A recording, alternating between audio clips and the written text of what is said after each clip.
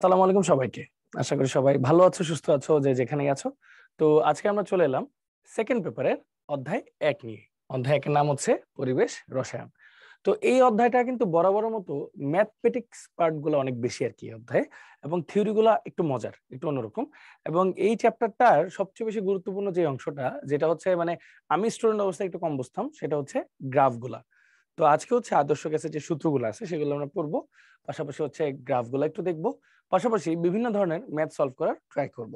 ওকে, so চলো আমরা শুরু করি লেকচার 1 কে। তো এটা হচ্ছে মোটামুটি এই চ্যাপ্টারের যতগুলা টাইপ আছে সেগুলা, সেটা হচ্ছে 1 নাম্বার টাইপ গ্যাসের সূত্র, তারপর হচ্ছে এটা গুরুত্ব 3 স্টার, তারপর গ্রাহামের ব্যাপন সূত্র, বাস্তব গ্যাস, আদর্শ গ্যাস, গ্যাসের গতিতত্ত্ব, এসিড ক্ষার, শক্তিমাত্রা, পানির বিশুদ্ধতার মানদণ্ড। তো মানে মোটামুটি এই কয়েকটা টপিক নিয়ে, এই কয়েকটা টাইপ নিয়ে হচ্ছে এই চ্যাপ্টারটা আর কি। হ্যাঁ, আমরা এই চ্যাপ্টারটাকে মোটামুটি 5টা ভাগে ভাগ করছি, 5টা ক্লাসে ভাগ করছি। হ্যাঁ, তো আজকে হচ্ছে লেকচার 1, এভাবে করে আমরা মোটামুটি 5টা লেকচার দেখব। তো দেখো টাইপ 1 যেটা আজকে আমরা যেটা পড়বো সেটা হচ্ছে গ্যাসের সূত্র, বয়েল চার্লস অ্যাভোগাড্রো, আদর্শ গ্যাস সমীকরণ, গ্যাস ধ্রুবক, এসটিপি, এসএটিপি, এনটিপি, সবকিছুই আমরা আজকে পড়বো আর কি। হ্যাঁ, আচ্ছা, তো দেখো ভর্তি পরীক্ষায় এটা কেমন ধরনের কোশ্চেন আসে। দেখো ঢাকা ইউনিভার্সিটিতে দেখো রিসেন্ট ইয়ার গুলাতে কিন্তু কোশ্চেন আসছে। এগ্রি গুচ্ছতে আসছে, রাজশাহী ইউনিভার্সিটি আসছে, জাহাঙ্গীরনগর ইউনিভার্সিটি, জগন্নাথ ইউনিভার্সিটি, তারপর দেখো চিটাগাং ইউনিভার্সিটিতে অনেকবার আসছে, খুলনা ইউনিভার্সিটিতে আসছে, মানে অনেকবার করে কোশ্চেন গুলো আসে। পাশাপাশি রিটেনও দেখো রাজশাহী ইউনিভার্সিটিতেও আসছে, জগন্নাথও আসছে। সো বেসিক্যালি এটা কিন্তু রিটেন এমসিকিউ দুইটার জন্যই ইম্পর্টেন্ট, মানে এই টাইপটা স্পেসিফিক্যালি বলতেছি। সো এটা গুরুত্ব এই জন্যই 3 স্টার দেওয়া। আচ্ছা, তো আগে আমরা একক নিয়ে একটু কথা বলি, আমাদের একক নিয়ে একটু প্রবলেম হয় আর কি। তো বেসিক কথা হচ্ছে আমাদের আদর্শ গ্যাস পরিমাপের জন্য রাশিগুলো আছে। এই রাশির মধ্যে এই যে এই 3টা রাশি আছে, চাপ, আয়তন, তাপমাত্রা, এই 3টা রাশি একক গুলা নিয়ে হচ্ছে আমাদের একটু কাজ করা লাগে, আমাদের প্যাচ লাগে আর কি। তো দেখো এসআই একক গুলা কি, আয়তনের এসআই একক আমরা বলি হচ্ছে মিটার কিউব, মেইনলি বলি মিটার কিউব। এছাড়াও ডেসিমিটার কিউব, সেন্টিমিটার কিউবে প্রকাশ করা যায়। তো ওইটার প্রকাশটা আমরা একটু পরে দেখতেছি। চাপকে আমরা হচ্ছে নিউটন পার মিটার স্কয়ার বা প্যাসকেল এককে প্রকাশ করা যায়, বা অ্যাটমসফিয়ার, এটা এসআই একক না, এসআই একক শুধু মিটার কিউব আর কি। হ্যাঁ, বাকিগুলোকে এভাবে প্রকাশ করা যায় বলতেছি। আর তাপমাত্রাকে ডিগ্রি সেলসিয়াস ও ক্যালভিনে প্রকাশ করা যায়, মোস্টলি যেটা ক্যালভিনেই ম্যাথটা করি। তো তোমরা মনে করে দেখবা যে শিশিরাঙ্কের যে ম্যাথ আছে ফিজিক্সের ফার্স্ট পেপার অধ্যায় 10-এ, ওইখানে আমরা ডিগ্রি সেলসিয়াসটা ডিরেক্টলি ব্যবহার করি। এছাড়া বাকি সব ম্যাথগুলোতে কিন্তু আমরা ক্যালভিন ব্যবহার করি। এখন কোন সময় ক্যালভিন ব্যবহার করব, কোন সময় ডিগ্রি সেলসিয়াস ব্যবহার করব, গ্রাফগুলো কেমন হবে সেটাও ভাই দেখাবো আজকে ইনশাআল্লাহ, সমস্যা নেই।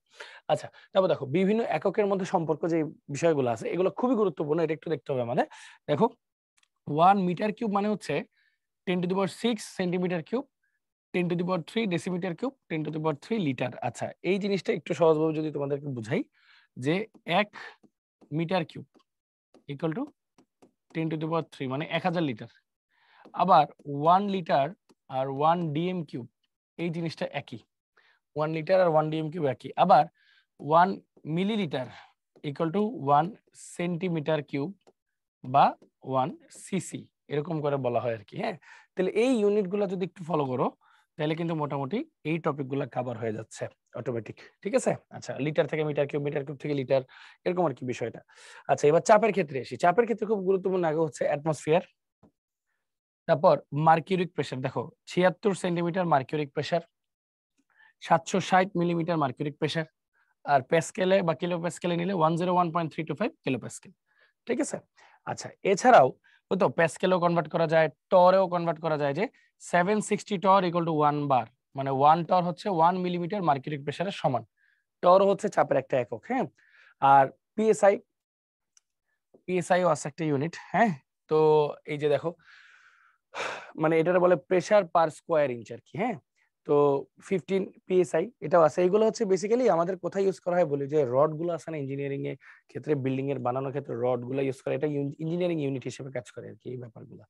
আচ্ছা, তারপর হচ্ছে তাপমাত্রা একক দেখো ডিগ্রি সেলসিয়াস আর কেলভিন। হ্যাঁ, তো এটা প্যাসকেল পার স্কোয়ার ইঞ্চি বা প্রেসার পার স্কোয়ার ইঞ্চি এরকম করে হিসাব করা হয় আর কি। তো দেখো প্রমাণ তাপমাত্রাকে আমরা 0°C বা 273 কেলভিন বলি। কক্ষ তাপমাত্রা বা রুম টেম্পারেচারকে আমরা 25°C বা 298 কেলভিন বলি। আর পরম শূন্য তাপমাত্রা মানে যেই তাপমাত্রা আয়তন শূন্য হয় তাকে আমরা 0 কেলভিন বলি, বা যেটাকে আমরা ডিগ্রি সেলসিয়াসে কনভার্ট করলে -273°C, বা এক্সাক্ট বললে -273.15°C, এরকম আর কি ব্যাপারটা হয় আর কি। তো এটা হচ্ছে মোটামুটি আমাদের একক সম্পর্কিত প্রাথমিক আলোচনা। এরপর যদি আমরা আসি, বিভিন্ন ধরনের পদ্ধতি আছে হিসাব করার ক্ষেত্রে। একটা হচ্ছে এসটিপি, একটা এসএটিপি, আর একটা এনটিপি। তো এসটিপি কে আমরা কি বলি ভাইয়া? Standard temperature and pressure. Standard temperature and pressure মানে যে আমরা বলি না প্রমাণ তাপমাত্রা ও চাপ, প্রমাণ তাপমাত্রা ও চাপ যখন আমরা বলবো তখন এই বিষয়টা কাজ করে আর কি। এসএটিপি মানে স্ট্যান্ডার্ড অ্যাম্বিয়েন্ট টেম্পারেচার আর প্রেসার। হ্যাঁ, অ্যাম্বিয়েন্ট মানে তুমি যেটা ফিল করতেছো, তোমার চারপাশে যেটা ফিল করতেছো, তুমি তো আসলে রুমে থেকে জিনিসটা ফিল করো, তাই না? এটারই আসলে রুম টেম্পারেচার বা কক্ষ তাপমাত্রা বলা হয় আর কি এই জিনিসটাকে। হ্যাঁ, আর এটা থাকতেছে এনটিপি বা নর্মাল টেম্পারেচার এন্ড প্রেসার, যেটাকে আমরা সত্যি বলতে স্বাভাবিক তাপমাত্রা ও চাপ বলতে পারি, কিন্তু আমাদের বইতে একটা প্যাচ লাগাই ফেলছে বা সব জায়গায় আসলে এই পদ্ধতিটা তেমন একটা প্রচলিত না, এই কারণে যে এনটিপি কে আসলে এসটিপি ধরে ম্যাথগুলো করা হয় আর কি। হ্যাঁ, যেটা ঠিক না, আসলে যেটা ঠিক না। নর্মাল টেম্পারেচার মানে কি? স্বাভাবিক তাপমাত্রা ও চাপ। তো স্বাভাবিককে 20°C ধরে নিছে, বাট ওই তো এখন স্বাভাবিক আর প্রমাণকে একই ধরে ম্যাথগুলো করা হয় আর কি এসটিপি তে। হ্যাঁ, আচ্ছা এখন দেখো তাপমাত্রাগুলো খেয়াল করো। এসটিপি তে হচ্ছে 273 কেলভিন বা 0°C, এসএটিপি তে হচ্ছে 25°C বা 298 কেলভিন, আর এনটিপি তে হচ্ছে 20°C বা 293 কেলভিন। চাপটার ক্ষেত্রে খেয়াল করো, এসটিপি তে হচ্ছে 1 অ্যাটমসফিয়ার বা 101.325 কিলোপ্যাসকেল। এসএটিপি তে দেখো 1 অ্যাটমসফিয়ারের একটু কম মানে 100 কিলোপ্যাসকেল, যেটাকে কনভার্ট করলে আসে 0.987 অ্যাটমসফিয়ার। এটা 1 বারের সমান। হ্যাঁ, 1 বারের সমান। আরেকটা আসলে কি এনটিপি, এনটিপি তে কি আসলো 1 অ্যাটমসফিয়ারই। এখন আয়তনগুলো কিভাবে বের করবা? ওই যে ফর্মুলা আছে না, V = nRT/P। এন এর ভ্যালু 1 ধরতে হবে, কারণ এই যে পার মোল বলছে, যেহেতু এন এর ভ্যালু 1 ধরবো, আর এর ভ্যালু, টি এর ভ্যালু, আর এর ভ্যালু ধরবো হচ্ছে আমরা 0.0821 litre atmosphere per mole per kelvin, এরকম ধরবো আর কি আপাতত। হ্যাঁ, তো আর প্রেসার টেম্পারেচার হচ্ছে এই ভ্যালুগুলো বসাই, চলো দেখি আমাদের অ্যান্সার গুলো কি আসে। তো ফার্স্ট অফ অল আমরা ধরো এই প্রথমটা বসাই। হ্যাঁ, 1 ইন্টু এন এর ভ্যালু 1, আর এর ভ্যালু 0.0821, টেম্পারেচার ফার্স্টে এস্টিমেটটা করব 273 কেলভিন, কেলভিনে নিতে হবে সব। প্রেসার হচ্ছে 1 অ্যাটমসফিয়ার, তাহলে হিসাব করলে আসে 22.4, তাহলে 22.414। হ্যাঁ, ঠিক আছে, ফাইন, এটা আমরা গেল। এবার এসএটিপির জন্য যদি আমরা হিসাব করি, এসএটিপির জন্য আমাদের কি হবে? আমাদের টেম্পারেচার আসবে হচ্ছে 298, আর প্রেসারটা আসতেছে হচ্ছে আমাদের 0.987 অ্যাটমসফিয়ার। সো বেসিকটা আসছে 24.789, তাহলে এটা ঠিক আছে। এরপর দেখো এনটিপিতে, এনটিপিতে হিসাবটা কি? অ্যাটমসফিয়ারটা হবে 1, প্রেসারটা, আর টেম্পারেচারটা হবে 293। এক্ষেত্রে আছে 24.04, তাহলে 24.04 লিটার পার মোল। দেখছো, মানে বেসিক কথা হচ্ছে আমরা যদি জাস্ট ওই তো প্রেসার আর মানে টেম্পারেচারটা হিসাব রাখতে পারি, তাহলে বাকিগুলো ব্যাক ক্যালকুলেশন করতে পারবো। হ্যাঁ, বা ভাইস ভার্সা, ঠিক আছে। তো এইভাবে হচ্ছে আমরা ইকুয়েশন গুলো সলভ করতে পারি। আর এই যে পিভি ইকুয়াল টু এনআরটি কে আমরা কি বলি বলতো? এটাকে বলি হচ্ছে আমরা আইডিয়াল গ্যাস ইকুয়েশন, তাই না? আচ্ছা, তো চলো একটু সামনে আগাই। দেখো এসএটিপি তে গ্যাসের মোলার আয়তন কত litre? SATP standard ambient temperature and pressure, এটা হচ্ছে কক্ষ তাপমাত্রা মানে 25°C বা 298 কেলভিন, আর প্রেসার হচ্ছে এখানে 0.987 অ্যাটমসফিয়ার। তো এটা যদি হিসাব করো 24.789, তাই না? এই দেখো 24.789, এটা কিন্তু ইম্পর্টেন্ট, এটা আসে পরীক্ষায়। আচ্ছা, কোন অবস্থাকে এসটিপি বলে? এসটিপি মানে কি? Standard temperature and pressure. হ্যাঁ, প্রমাণ, এটাকে আমরা বলতেছি প্রমাণ অবস্থা। প্রমাণটা কি কোনটা বলি আমরা? 0°C মানে হচ্ছে 273 কেলভিন, আর প্রেসারের ক্ষেত্রে আমরা কি লিখি? 76 সেন্টিমিটার মার্কিউরিক প্রেসার, যেটাকে আমরা আসলে বলি 1 অ্যাটমসফিয়ার। তো দেখো কোনটার সাথে মিলে? 76 সেন্টিমিটার হবে, হবে না, হবে না, হবে না, তাহলে এটাই অ্যান্সার। 76 সেন্টিমিটার মার্কিউরিক প্রেসার আর 0°C। সো এটা কিন্তু ঠিক আছে আমাদের অ্যান্সারটা। ওকে, আচ্ছা, দেন যদি আমরা একটু সামনের দিকে আগাই, ভেরিয়েবল অফ গ্যাস ল।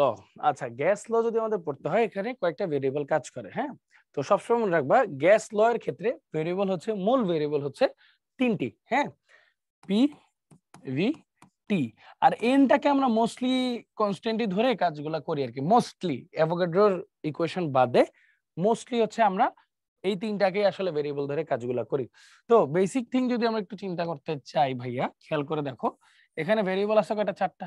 এখন যখন আমরা একটা ফর্মুলা দিব, আমরা একটা ফর্মুলা দিলে তো কখনোই মনে করো ইয়ে করতে পারবো না, আমরা মানে 4টার মধ্যে ইকুয়েশন সলভ করতে পারবো না। আমাদের যে কোনো ফর্মুলা y = mx বা এরকম টাইপেরই হয়, মানে একটা ইন্ডিপেন্ডেন্ট একটা ডিপেন্ডেন্ট এরকম থাকে আর কি, মানে দুইটা ভেরিয়েবল নিয়ে আমাদের কাজ করা লাগে। তো বেসিক কথা হচ্ছে এখানে যদি আমরা রিলেশন বানাইতে চাই, যে কোনো দুইটার মধ্যে কি থাকবে, দুইটার মধ্যে রিলেশন থাকবে, বাকি দুইটাকে কনস্ট্যান্ট ধরে কাজ করতে হবে, ঠিক আছে? তাহলে পি দিয়ে কি ডিনোট করতেছি, প্রেসার, প্রেসার বা চাপ যেটাকে বলি। ভি দিয়ে বলতেছি ভলিউম বা আয়তন। টি দিয়ে বলতেছি টেম্পারেচার বা তাপমাত্রা।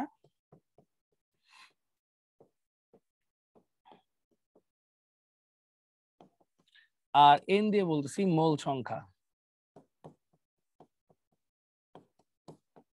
আচ্ছা, সো মোটামুটি আমরা এইভাবে কাজগুলো করতে পারি। সো চলো আগে ফার্স্টে যেটা আমরা বলবো বয়েলস ল। তো বয়েলস লটা বেসিক্যালি কি, আগে লটা একটু পড়ি।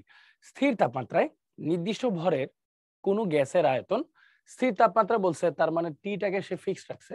আচ্ছা আমি একটু কালারটা চেঞ্জ করে নিই।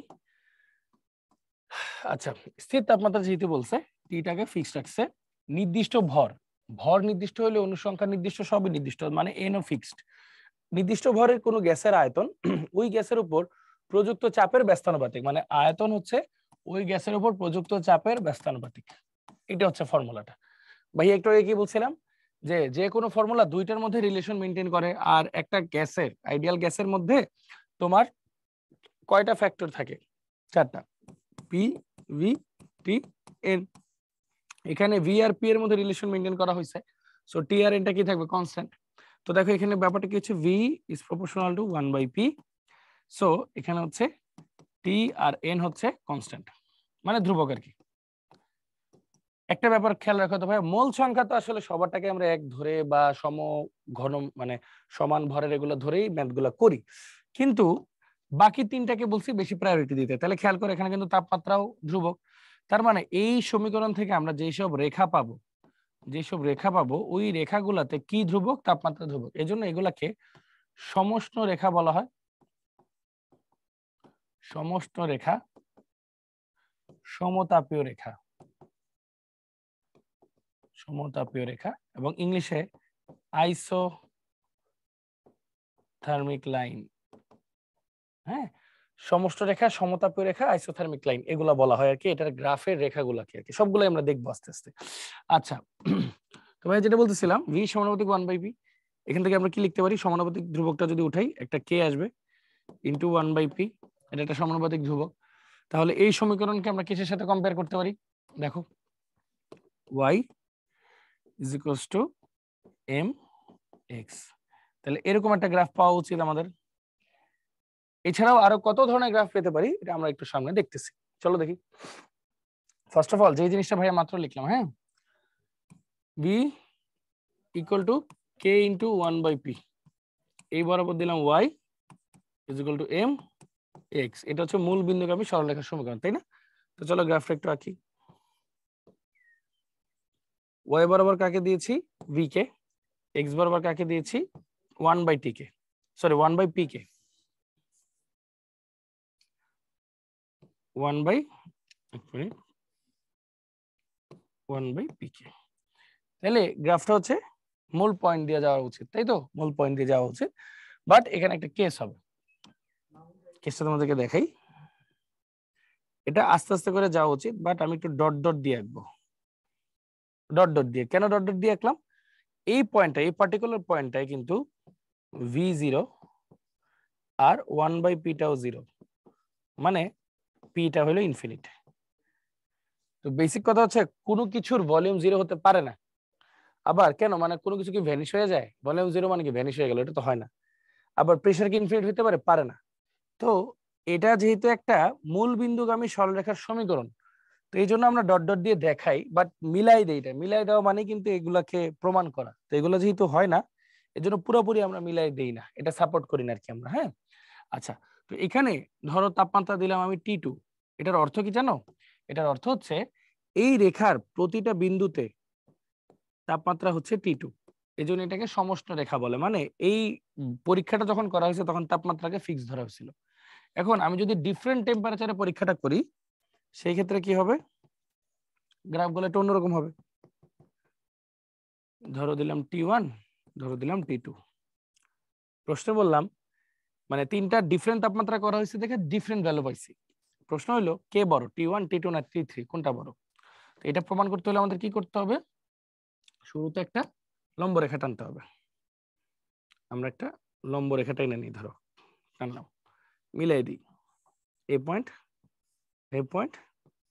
মিলাই দিই, ধরে নিলাম এটা সরি T3, হ্যাঁ ধরে নিলাম V3 রেসপেক্টে এটা আছে, V3 রেসপেক্টে T3, T2 রেসপেক্টে যেটা পাই সেটা হলো V2, T1 এর রেসপেক্টে যেটা পাই সেটা হলো V1।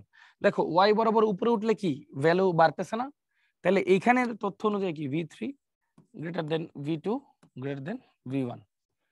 আবার আমরা কি জানি বলো তো ভাইয়া, আমরা জানি তাপমাত্রা যত বাড়াবো অণুগুলা তত বেশি কি করবে, ছোটাছুটি করবে, ছোটাছুটি করে দূরে দূরে সরে যেতে চাবে, তাহলে অণুগুলোর কি আয়তন বেড়ে গেল না, দূরে দূরে ছড়লে কি হবে, এলাকা বাড়বে, মানে আয়তন বাড়বে, তাপমাত্রা বাড়ালে আয়তন বাড়ে। সো ভি এর সাথে টি এর সম্পর্ক কিন্তু সমানুপাতিক, এটা আমরা একটু পরেই পড়বো আর কি, চার্লসের সূত্র গিয়ে পড়বো। তো তাহলে ভি এর সাথে টি এর সম্পর্ক যদি সমানুপাতিক হয় তাহলে V3 এর জায়গায় কি লিখতে পারি, T3 T2 T1, শেষ। এটা আমরা পড়ে ফেললাম একটা টাইপের গ্রাফ। আচ্ছা এবার কি অন্য টাইপের গ্রাফ হতে পারে, হতে পারে, চলো আরেকটা টাইপের গ্রাফ আমরা পড়ি।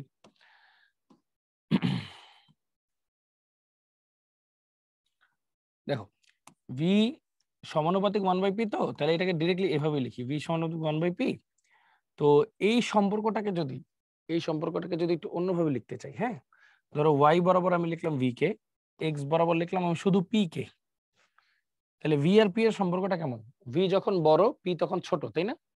তাহলে v যখন বড় p তখন ছোট, তাহলে v বাড়াইতে থাকলে বা v কমাইতে থাকলে p বাড়তে থাকবে। দেখো এই পয়েন্টটা খেয়াল করো, v এর মান অনেক বেশি, p এর মান কিন্তু অনেক কম। এই পয়েন্টটা খেয়াল করো, v এর মান কমছে, p এর মান কিন্তু বাড়ছে, হ্যাঁ। তাহলে এরকম করে যদি আমরা একটা গ্রাফ আঁকতে যাই, এরকম করে, হ্যাঁ একটু সুন্দর করে এঁকে দেখাই, এরকম, মানে কি ভি কমাচ্ছি পি বাড়তেছে। তো এই যে গ্রাফটা দেখতে পাচ্ছ এটার কোন জিনিসটা কনস্ট্যান্ট বলো তো, টেম্পারেচার কনস্ট্যান্ট, ভি আর পি যেহেতু আছে, টি নাই, তাহলে এখানে একটা টেম্পারেচার কনস্ট্যান্ট ধরে নিলাম, এটা হলো T1। ঠিক তেমনি আরেকটা পরীক্ষা করলাম, এটার নাম দিলাম ধরো T2 তাপমাত্রা আর কি, আরেকটা পরীক্ষা করলাম, এটার নাম দিলাম T3। ওকে, এখন কে বড়, T1 T2 না T3, কি করব, সেম কাজটা করব, কিভাবে, লম্ব টানবো, পয়েন্টগুলো মিলাই দিব, T3 রেসপেক্টে এটাকে নাম দিলাম V3, V2, V1। উপরে উঠতে থাকলে মান বাড়তে থাকে, তাহলে technically V3 greater than V2 greater than V1। তাহলে V আর T এর সম্পর্ক সমানুপাতিক, তাহলে V3 এর জায়গায় T3 T2 T1, শেষ। এভাবে লিখলেও কিন্তু হয়, হয়ে গেল। আরেক ধরনের গ্রাফ আছে এটা, চলো আরেক ধরনের গ্রাফ দেখি।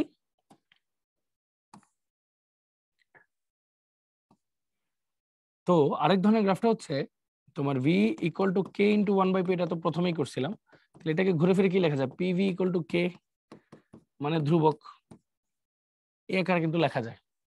তার মানে y বরাবর যদি আমি pv কে বসাই আর x বরাবর v বসুক অর p বসুক অর 1/p বসুক অর 1/v, যাই বসুক না কেন, একটা ধ্রুবক মান মানে করো 2, আমি যদি 2 এর একটা বকা দিই 2 কি 3 হয়ে যাবে, কখনোই হবে না। একটা ধ্রুবক সবসময় ধ্রুবকই থাকবে। তাহলে পিভি এর গুণফল যেহেতু ধ্রুবক, ও কি কার উপর ডিপেন্ড করবে না, ধরো ওর যখন মান 3 4 5 তখন সে ওই মানগুলাতেই থাকবে, সে কার উপর কোনো নির্ভর করবে না। তার মানে এক্স অক্ষের সমান্তরাল রেখা থাকবে সে আর কি, হ্যাঁ পিভি বনাম যে কোনো কিছু রেখাই এক্স অক্ষের সমান্তরাল হবে। ধরে নাও এটা হচ্ছে T1 তাপমাত্রায় করা, এটা T2 তাপমাত্রায় করা, এটা T3 তাপমাত্রায় করা। এখন সম্পর্কটা কিভাবে বের করবা, খুব সিম্পল, পিভির সাথে টি এর সম্পর্ক দেখো, এটা ধরো P3V3, এটা ধরো P2V2, এটা ধরো P1V1। তো বেসিক থিং কি বুঝতেই পারতেছো, উপরে বাড়লে মান বাড়ে, তাহলে P3V3 greater than P2V2 greater than P1V1। আর পিভি ইকুয়াল টু যদি এন আর টি হয়, তাহলে পিভি এর সাথে টি এর সম্পর্ক সমানুপাতিক, তাহলে আমরা কি লিখতে পারি, পিভি এর সাথে সম্পর্ক যেহেতু সমানুপাতিক, তাহলে T3 T2 T1, শেষ হয়ে গেল আমাদের অ্যান্সার। এইভাবে কিন্তু আমরা আসলে গ্রাফগুলা সলভ করে ফেলতে পারি, ঠিক আছে। এটা হচ্ছে যত ধরনের গ্রাফগুলো হওয়া পসিবল আর কি এইসব ক্ষেত্রে, সেগুলো কিন্তু আমরা সলভ করে ফেললাম সুন্দর করে। আচ্ছা, তো চলো এবার একটু আমরা সামনের দিকে আগাই। এই যে আমরা তখন যা যা পড়ছি ওইটার একটা সামারি আর কি, সামারি টাইপ জিনিসপত্র, যে আমরা কিন্তু এই কয়েকটা টাইপের গ্রাফ কিন্তু পড়ে ফেলছি। ঠিক আছে। আচ্ছা, একটা শর্টকাট টেকনিক আমরা দেখেই কিভাবে বলবো যে এটা কিভাবে, কোনটা বড় হবে কোনটা ছোট হবে, এটাই যে এই কয়েকটাতে দেখাই আসো। এখানে আবার কি দিছে, এই পাশে দিছে পি, এই পাশে দিছে 1/v। হ্যাঁ, তাহলে কোনটা বড় হবে কোনটা ছোট হবে। হ্যাঁ, তো এরকম এই গ্রাফটার ক্ষেত্রে এটা যদি একটু আঁকি আর কি, জাস্ট খেয়াল করো, এটাতেই দেখাই দিই। ধরো আমার পি এর সাথে, তুমি যে সবসময় মনে রাখবা ওয়াই অক্ষে যে আছে তার সাথে যে ধ্রুবক, মানে যে হচ্ছে এখানে কনস্ট্যান্ট, তার সম্পর্ক কেমন। পি এর সাথে টি এর সম্পর্ক তো সমানুপাতিক, গেলুসাকের সূত্রে আমরা পড়ছি এটা। ঠিক আছে। তো পি এর সাথে টি এর সম্পর্ক হচ্ছে, বা চাপের রেনোর সূত্র, হ্যাঁ রেনোর চাপের সূত্র, পি সমানুপাতিক টি। তার মানে উপরে গেলে যদি পি এর মান বাড়ে, উপরে গেলে টি এর মানও বাড়বে। তাহলে এটা শর্টকাট দেখার টেকনিক। তাহলে T1 T2 T3 এইভাবে হিসাব করা যায়। এখানে যদি আসো খেয়াল করো, পি এর সাথে টি এর সম্পর্ক কি বাড়তে থাকে। তাহলে দেখো এই গ্রাফগুলোর মধ্যে উপরে কোনটা, T1 না, তাহলে পি বাড়লে T1টাও বড়, তাহলে T1 T2 T3। আচ্ছা, এবার এখানে একটু খেয়াল করো, সেম ওই যে পিভির সাথে টি, যে কি বললাম পিভি উপরে বাড়তে থাকে আর পিভির সাথে টি সমানুপাতিক, তাহলে এখানেও কি হবে T1 T2 T3। এখন একটা কোশ্চেন, ভাই লগ পি লগ ভি এটা আবার কিভাবে আসলো ভাইয়া, এটা একটু বোঝাই দিবেন। অবশ্যই বোঝাই দেবো, আসো বোঝাই দিই। দেখো V equal to K into 1/p, উভয় পক্ষে লগ নেই, লগ নিলে কি আসে, log V equal two log কে into 1/p, log V equal two log, এই যে লগ এ বি, সূত্র কি লগ এ প্লাস লগ বি, তাহলে log V equal two 1/p রে যদি শুধু পি লিখতে চাই, লগ কে কে হয়ে লিখলাম, প্লাস 1/p রে যদি শুধু পি লিখতে চাই তাহলে একটা মাইনাস আসে সামনে, লগ পি। তাহলে দেখো তো সূত্রটাকে যদি আমরা ফেলতে চাই কিভাবে ফেলতে পারি, y is equals to X, এটা হলো M plus C, Y is equal to M X plus C, M এর ভ্যালু হচ্ছে -1, -1 মানে থেটা মোস্ট প্রবাবলি 135 ডিগ্রি এরকম হবে আর কি। হ্যাঁ, এই তাহলে গ্রাফটা কেমন হয় দেখো, এই যে এরকম মাইনাস, যেহেতু সিম্পল, এটা হলো M -1 theta, M equal to কি tan থেটা, তাহলে আলটিমেটলি 135 ডিগ্রির মতো হওয়া উচিত। দেখো এই থেটাটা 135 ডিগ্রি হবে, এরকম করে যদি দেখো 135 ডিগ্রি হবে। সো লগ পি বনাম লগ ভি দাও, লগ ভি বনাম লগ পি দাও, যাই দাও না কেন একই জিনিসই আসবে। হ্যাঁ, এটাকে যদি জাস্ট পুরোটারে যদি মাইনাস দিয়ে গুণ করে দাও তখন এখানে একটা মাইনাস আসবে, এটা প্লাস হয়ে যাবে, এই আর কিছু না, বাকি সব ঠিক আছে। আচ্ছা, সো এটাই হচ্ছে মোটামুটি আমাদের একটা সলিউশন। তাহলে এই ক্ষেত্রে আমরা কি লিখতে পারি, যদি এই পাশে যদি আমরা লগ ভি কে নিই, এই পাশে যদি লগ পি কে নিই, তাহলে মাইনাস আসলে এভাবে আসবে, যেটার এমটা হচ্ছে -1 equal to tan theta, theta equal to আসতেছে 135 ডিগ্রি। শেষ হয়ে গেল। তাহলে হোপফুলি সবাই গ্রাফগুলো বুঝতে পারছি। চলো ভাই সামনের দিকে আবার আগাই। একটি আদর্শ গ্যাসের জন্য পিভি বনাম যে কোনো কিছুর লেখচিত্র হবে এক্স অক্ষের সমান্তরাল, এক্স অক্ষের সমান্তরাল সরলরেখা। মাত্রই পড়াইছি, দেখো 2:21 বসে আসছে, এক্স অক্ষের সমান্তরাল সরলরেখা। ওকে, এই যে দেখো সব সেম সিমিলার জিনিস। আচ্ছা, তারপর চলো দেখি গ্যাসের ক্ষেত্রে ভি বনাম পি, ভি বনাম পি, ভি বনাম 1/p, পিভি বনাম পি সংক্রান্ত লেখচিত্র অঙ্কন করো। খুব সহজ, ভি সমানুপাতিক 1/p, যেহেতু যদি আমরা ভি বনাম পি তে যাই, একটু আগে দেখাইছিলাম ভি বনাম পি তে যাই, মানে ভি এর ভ্যালু বেশি হলে পি এর ভ্যালু কম হবে, তার মানে এরকম একটা লাইন হবে। এখানে টিটা হচ্ছে ধ্রুবক আইসোথার্মাল। হ্যাঁ, আচ্ছা, তারপর হলো ভি বনাম 1/p, তাহলে এই বরাবর যদি ভি হয়, এই বরাবর যদি 1/p হয়, তখন আমরা কোন সূত্রতে গেছিলাম, কে ইন্টু 1/p, মানে কি Y is equals to M X. তার মানে জিনিসটা কেমন হবে, মূল বিন্দু গামী এরকম হবে, এটাও একটা টি ধ্রুবক। আচ্ছা, এরপর পিভি বনাম পি, এই বরাবর পিভি, এই বরাবর পি দিলাম, ভি সমানুপাতিক V equal to K into 1/p, তার মানে এটা কে লেখা যায়, পিভি ইকুয়াল টু কে, মানে একটা ধ্রুবক, তাহলে একটা রেখা দিয়ে দিলাম, এটা দিলাম টি। শেষ। তাহলে এইভাবে হচ্ছে আসলে আমরা গ্যাসের ক্ষেত্রে বিভিন্ন ধরনের গ্রাফ অঙ্কন করতে পারি। দেখো জগন্নাথ আসছিল, রিটেন কোশ্চেন, শেষ, ইজি। আচ্ছা, তারপর কি বলছে চার্লস ল। আচ্ছা, চার্লস ল একটু পড়ি। স্থির চাপে এখানে পিটা ফিক্সড, নির্দিষ্ট ভরের এনটা ফিক্সড, কোন গ্যাসের আয়তন ভি গ্যাসটির পরম তাপমাত্রা সমানুপাতিক। পরম তাপমাত্রা কি? বড়টি। বড়টি হচ্ছে পরম তাপমাত্রা সমানুপাতিক। আচ্ছা, এখন কথা হচ্ছে পরম তাপমাত্রা ছাড়া আসলে সূত্রটা কি ছিল? সূত্রটা আসলে এটা ছিল না। সূত্রটা পরম তাপমাত্রা ছাড়া অন্য একটা সূত্র ছিল। সেটা কি ছিল আমি তোমাদেরকে বলি, যে ধরো 0°C 0°C তাপমাত্রা কোনো গ্যাসের আয়তন হলো V0। হ্যাঁ, আর T°C ওর আয়তন কত হবে? T°C ওর আয়তন কি হবে? বাড়বে। তাহলে V0 এর সাথে V0 ইন্টু 1/273 ইন্টু টি এই আকারে বাড়বে। মানে ব্যাপারটা হচ্ছে অনেকটা এরকম, এটাকে বলা হয়, এই জিনিসটাকে বলা হয় একটা সহগ। মানে 1 ডিগ্রির জন্য আয়তন বাড়ে হচ্ছে আগের আয়তনের 273 অংশ করে। তাহলে টি ডিগ্রির জন্য কতটুক বাড়ে? V0 T/273 বাড়ে। এগুলা কিন্তু বৃদ্ধি। তাহলে নতুন আয়তন কি হবে? ভি নিউ, আগের আয়তন প্লাস এই কতটুক বাড়লো। তাহলে আলটিমেটলি এটাকে আমরা কি লিখতে পারি? ভি নিউ, যেটা মানে এটার ভি নিউ রে ভিটি লিখতে পারি। টি তাপমাত্রায় নতুন আয়তন কত হবে? তাহলে V0 যদি কমন নেই বা V0/273 যদি কমন নেই, ধরো হ্যাঁ কমন নিয়ে নিলাম, এই V0/273 কমন নিলাম, তাহলে কি থাকলো? টি প্লাস 273। হিসাব করে দেখো এটাই আসে। তাহলে এটাকে একটু লিখি চলো, V T equal to V0/273 into T, এইভাবে লেখা যায়। একটু খেয়াল করে দেখো তো ভাইয়া, এই টি টি মানে কি? ডিগ্রি সেলসিয়াস না? আমরা কি জানি? কেলভিন ইকুয়াল টু কি? 273 প্লাস সেলসিয়াস। তো এটাকে যদি ছোট টি দিয়ে লিখি, এটা যদি বড় টি দিয়ে লিখি, তাহলে কি? ছোট টি প্লাস 273 ইকুয়াল টু বড় টি। তখন ছোট টিটা আর থাকবে না, তখন জিনিসটা আমরা কিসে লিখবো? বড় টিতে কনভার্ট হয়ে যাবে। তাহলে দেখো এটা লেখা যায় y is equal to M X. এটার এম কেন ধরলাম? ধ্রুবক কেন ধরলাম? 273 একটা ধ্রুবক সংখ্যা, আর আগের আয়তন শূন্য তাপমাত্রা আয়তনও একটা ধ্রুবক সংখ্যা। তাহলে দুইটা ধ্রুবকের ভাগফল একটা ধ্রুবক। এখান থেকে সূত্রটা আসি আমরা, ভিটি সমানুপাতিক টি। পরম তাপমাত্রা বলতে কেলভিন তাপমাত্রা বোঝায়, যে কোন গ্যাসের আয়তন তার পরম তাপমাত্রা বা কেলভিন তাপমাত্রা সমানুপাতিক, এইভাবে আসে। তাহলে দুইটা গ্রাফ কিন্তু আমরা পাই। আমি এটা আগে একটু দেখাইনি, এই গ্রাফটা একটু খেয়াল করো।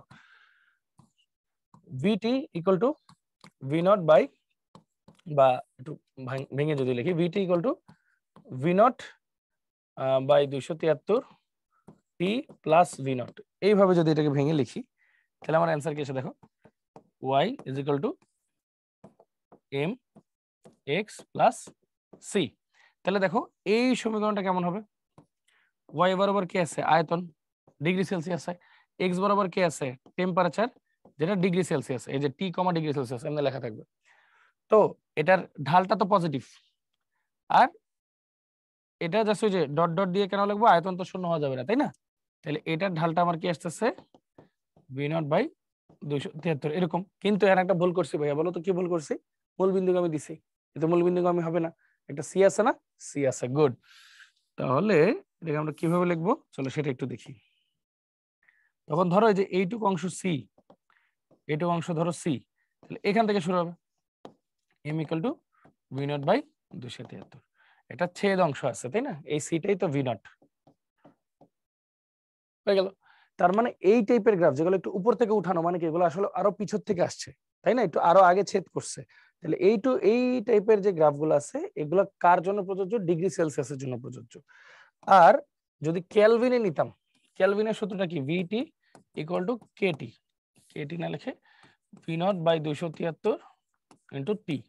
তাহলে দেখো এটা y is equal to M X. এটা কিন্তু মূল বিন্দুগামী হয়ে গেছে। দেখো ভি বরাবর আছে ভিটি মানে y বরাবর, আর এক্স বরাবর আছে টি। এটা মূল বিন্দুগামী, বাট ডট ডট দিব, আয়তন শূন্য হওয়া যাবে না। তাহলে এম ইকুয়াল টু V0/273। তো বিষয়টা খেয়াল করছো? বড় টি মানে কেলভিন টেম্পারেচার, ছোট টি মানে ডিগ্রি সেলসিয়াস। একটা মূল বিন্দুগামী যেটা পরম তাপমাত্রা সমানুপাতিক, আর যেটা মূল বিন্দুগামী না, একটু উপর থেকে শুরু হয়েছে, সেটাকে আমরা বলতেছি সেলসিয়াসের স্কেলে আর কি। তো দুইটা কিন্তু খুব গুরুত্বপূর্ণ বিষয়, ঠিক আছে? একটু ভালো মতো দেখে নাও। তো বলে ভিডিওটা পজ করে একবার দেখে নাও, ওকে? আচ্ছা, তারপর চলো আগাই। গ্রাফ অফ চার্লসের ল, এই যে যেটা বললাম, দেখো এটা কিন্তু ডিগ্রি সেলসিয়াসে, খেয়াল করছো? তাহলে এইটুক কিন্তু আমার সি, এটা হলো আমার এম, V0/273, এম, এই বরাবর আসছে আমার ভি ছোট টি, আর এই বরাবর আসছে ছোট টি কমা ডিগ্রি সেলসিয়াস। এই হয়ে গেল। এটাই কিন্তু আমার গ্রাফটা ছিল ভাই, যেটা বলছিলাম। এখন পরম শূন্য তাপমাত্রা বিষয়ক তত্ত্ব, এই জিনিসটা আসলে কি? আচ্ছা, পরম শূন্য তাপমাত্রাটা কি, কাকে বলে, চলো একটু পড়ি। আমরা কি পড়ছি ভাইয়া বলতো? V T equal to V nought by 273 into T. তাহলে এই ভিটির মানটা কত হবে? পরম শূন্য তাপমাত্রা হচ্ছে যেই তাপমাত্রা আয়তন শূন্য হয়। তাহলে এটা যদি 0 ধরি, V nought by 273 into T, তাহলে টি এর ভ্যালু কত আসে? 0 কেলভিন। এটা একটা উত্তর আসলো। আরেকটা, V T equal to V nought plus V nought by 273 into T, এটা একটা বিষয় আছে। বা এটাকে যদি শর্টকাটে এভাবে লিখি, V nought by 273 into T plus 273, এরকম করেও লেখা যায়। তাহলে পরম শূন্য তাপমাত্রা কি আয়তন শূন্য হবে?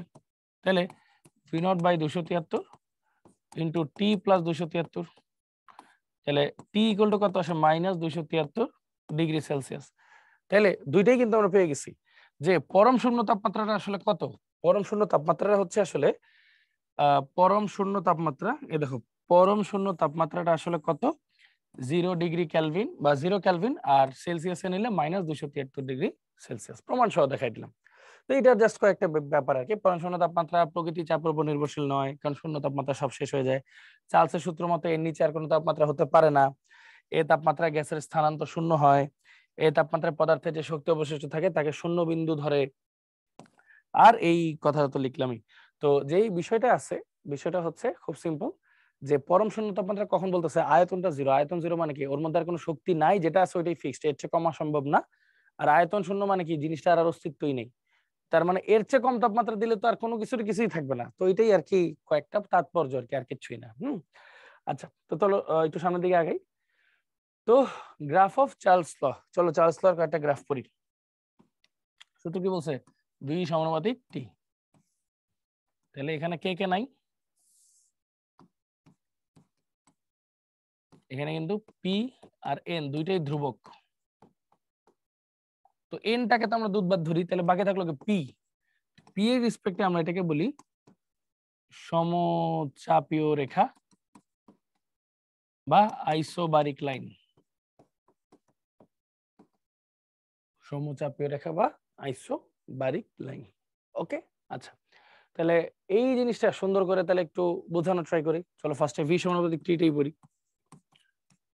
V equal to K into T, তাহলে Y is equals to M X. এইভাবে যদি লিখি, খেয়াল করো, ওয়াই বরাবর কাকে বসাবো? V K. এক্স বরাবর কাকে বসাবো? বড় হাতের টি কে। ঠিক আছে?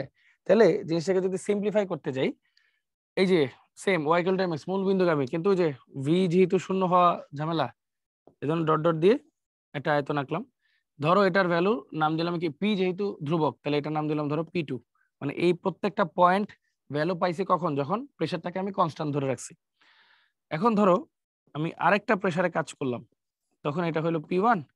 আরেকটা প্রেসারে কাজ করলাম, এটার মান হলো ধরো পি3। প্রশ্ন করলাম কোনটা বড়? আসো বড় ছোট হিসাব করি। আচ্ছা, ফার্স্ট অফ অল যে লম্বা দাগ টানবো, বিন্দুগুলো মিলাই দিব। এটা নাম দিলাম ভি3, এটা নাম দিলাম ভি2, এটা নাম দিলাম ভি1। দেখো উপরে বললে তো মান বাড়ে, তাহলে ভি3, ভি2, ভি1। আবার ভি আর পি এর সম্পর্ক কেমন? ব্যস্তানুপাতিক না? তাহলে ভি এর ভি এর জায়গায় কি বসবে? 1/p, তাহলে 1/p2, 1/p1। তাহলে এই জিনিসটাকে সুন্দর করে লেখা যায় p1, p2, p3, উল্টাটা হবে আর কি। শেষ হয়ে গেল। চলো আরেকটা টাইপের গ্রাফ দেখি আমরা।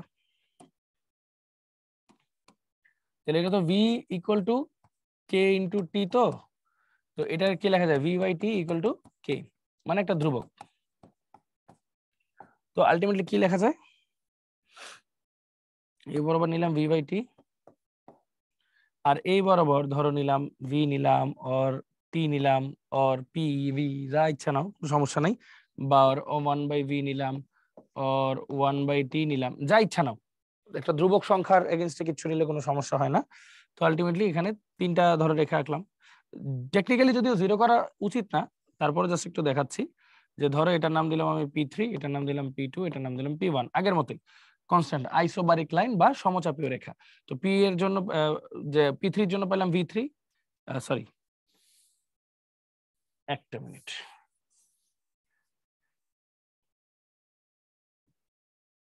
হ্যাঁ, V3/T3 এটার মান লিখবো V2/T2, এটার মান লিখবো V1/T1, হ্যাঁ এরকম। তাহলে দেখো দেখতেই পাচ্ছ V3/T3 মানে এই অনুপাতটা অবশ্যই বড় উপরে যেহেতু, greater than V2/T2 greater than V1/T1। আবার একটু খেয়াল করে দেখো তো PV = nRT, তাই না? PV = nRT, তাহলে V/T = nR/P, তাহলে V/T কি P এর ব্যস্তানুপাতিক, V/T P এর ব্যস্তানুপাতিক, মানে V/T বাড়লে P এর মান কমবে। তাহলে মান লিখে দাও P3 P2 P1, মানে ঘুরাই লিখলে P1 P2 P3, শেষ। এরকমই এই কয়েকটার জন্য এই টাইপের গ্রাফ হওয়া পসিবল, ঠিক আছে? আশা করি জিনিসটা তোমরা বুঝতেছো। আর এটা শর্ট টেকনিক কি, ওই যে সেম ওয়াই অক্ষে যে আছে তার সাথে ধ্রুবকটার তুলনা করো, ওদের সম্পর্ক উল্টা, তো এজন্য ও উপরের দিকে বাড়লে ওর নিচের দিকে বাড়ে, এই শেষ, সেম। আচ্ছা, তো চলো একটু সামনে আগাই। গ্রাফ অফ চার্লস ল, আচ্ছা এটা তো ভাই দেখাইলাম মাত্র, যে ধরো এটার ভ্যালু দিলাম আমি P2, এটার ভ্যালু দিলাম P1। তো এই পয়েন্টটা যদি আমরা লম্বভাবে টানি, এই পয়েন্ট এটার জন্য V2, এটার জন্য V1, তো টেকনিক্যালি কি V2 গ্রেটার দেন V1, কারণ উপরে বাড়তে থাকলে মান বাড়ে, আর V এর P এর সম্পর্ক উল্টা, তাহলে এখন হবে P1 গ্রেটার দেন P2, এই আর কি সমচাপীয় রেখা, এটাই চার্লসের ল। ওকে, আচ্ছা এবার দেখো নিচের কোনটি চার্লসের সূত্র? চার্লসের সূত্র কি? V সমানুপাতিক T, যেখানে P-টা হচ্ছে কনস্ট্যান্ট, V সমানুপাতিক T যেখানে P-টা কনস্ট্যান্ট। দেখো চিটাং ইউনিভার্সিটিতে কয়বার আসছে? 4 বার আসছে, হ্যাঁ। আচ্ছা চলো একটু আগাই। গিয়ের-লুসাকের সূত্র বা রেনর চাপীয় সূত্র কি বলছে? স্থির তাপমাত্রায় নির্দিষ্ট ভরের কোনো গ্যাসের চাপ তার পরম তাপমাত্রার সমানুপাতিক। স্থির আয়তনে আর কি বলছে, স্থির আয়তন মানে V কনস্ট্যান্ট, নির্দিষ্ট ভর N কনস্ট্যান্ট, কোন গ্যাসের চাপ তার পরম তাপমাত্রা মানে কেলভিন তাপমাত্রার সমানুপাতিক। তো বলো তো ভাইয়া এখানে কোনটা কোনটা কনস্ট্যান্ট? VRN টা হচ্ছে ধ্রুবক, VRN যদি ধ্রুবক হয়, এনটাকে দুধবাদ ধরলাম, তাহলে এন এর জন্য এটাকে আমরা লিখবো সম আয়তনীয় রেখা বা আইসো ভলিউমেট্রিক রেখা, আর আরেকটা বলা হয় আইসোকোরিক লাইন, এগুলা বলা হয়, হ্যাঁ। আচ্ছা তো এখন কি করতে হবে আমাদের? এই জিনিসটাকে একটু ঠান্ডা মাথায় বোঝার ট্রাই করতে হবে যে P সমানুপাতিক T দিয়ে আসলে আমরা কি কি বুঝতে পারি। তো চলো গ্রাফ দেখি। আমার কাছে আছে হচ্ছে P সমানুপাতিক T, সুন্দর করে লিখলে P = K × T, সমানুপাতিক ধ্রুবক, তাহলে Y = mx, মূল বিন্দু আমি রেখা পাবো, তাই তো? আচ্ছা তো y বরাবর বসবে P, x বরাবর বসবে T। তো দেখো এটাকে 0 আসলে দেওয়া যায়, কারণ আয়তন শূন্য, পরম তাপমাত্রা শূন্য হতে পারে, সমস্যা হওয়ার কথা না। তাহলে এখানে কোনটা ধ্রুবক থাকবে? এই মানটা কখন নেওয়া হয়েছে? নির্দিষ্ট আয়তনে, তাহলে ওই আয়নটাকে ধরলাম V2, এটার জন্য পেলাম ধরো V1, এটার জন্য পেলাম ধরো V3। এখন আবার দেখবো কম বেশ কোনটা, তোমরা অলরেডি অ্যান্সার জানো আই এজিউম। লম্ব টানলাম, এই বরাবর নিলাম, এই বরাবর নিলাম, এই বরাবর নিলাম, ধরো মান বললো এটার দিলাম P3, এটার দিলাম P2, এটার দিলাম P1। তো টেকনিক্যালি কি হচ্ছে? উপরে গেলে মান বাড়ে, তাহলে P3 P2 P1, শেষ। তো P এর সাথে V এর সম্পর্ক কেমন? উল্টা না? তাহলে উল্টাটা বসা দাও, 1/V3 1/V2 1/V1, তাহলে উল্টা করে দাও, V1 V2 V3, শেষ, সিম্পল প্লেন। আচ্ছা আবার যদি অন্যভাবে করতে যাই, P/T = K, এটাও লেখা যায়, যেটা হচ্ছে একটা ধ্রুবক। তাহলে একটা ধ্রুবকের আসলে কার উপরে ডিপেন্ড করে না। তো বেসিক থিং কি, দেখো P/T লিখলাম, এই পাশে লিখতে হবে কি P হোক অর T হোক অর 1/P হোক অর 1/T হোক, যা ইচ্ছা হোক, লাভ নাই। তো বেসিক কথা কি, ধ্রুবক যেহেতু একটা, দুইটা, তিনটা লাইন টানলাম, এটার জন্য দিলাম ধরো V3 V2 V1, আয়তন ফিক্সড, তাহলে এটা কি P3/T3, এটার নাম হলো P2/T2, এটার নাম P1/T1, এরকম নিলাম।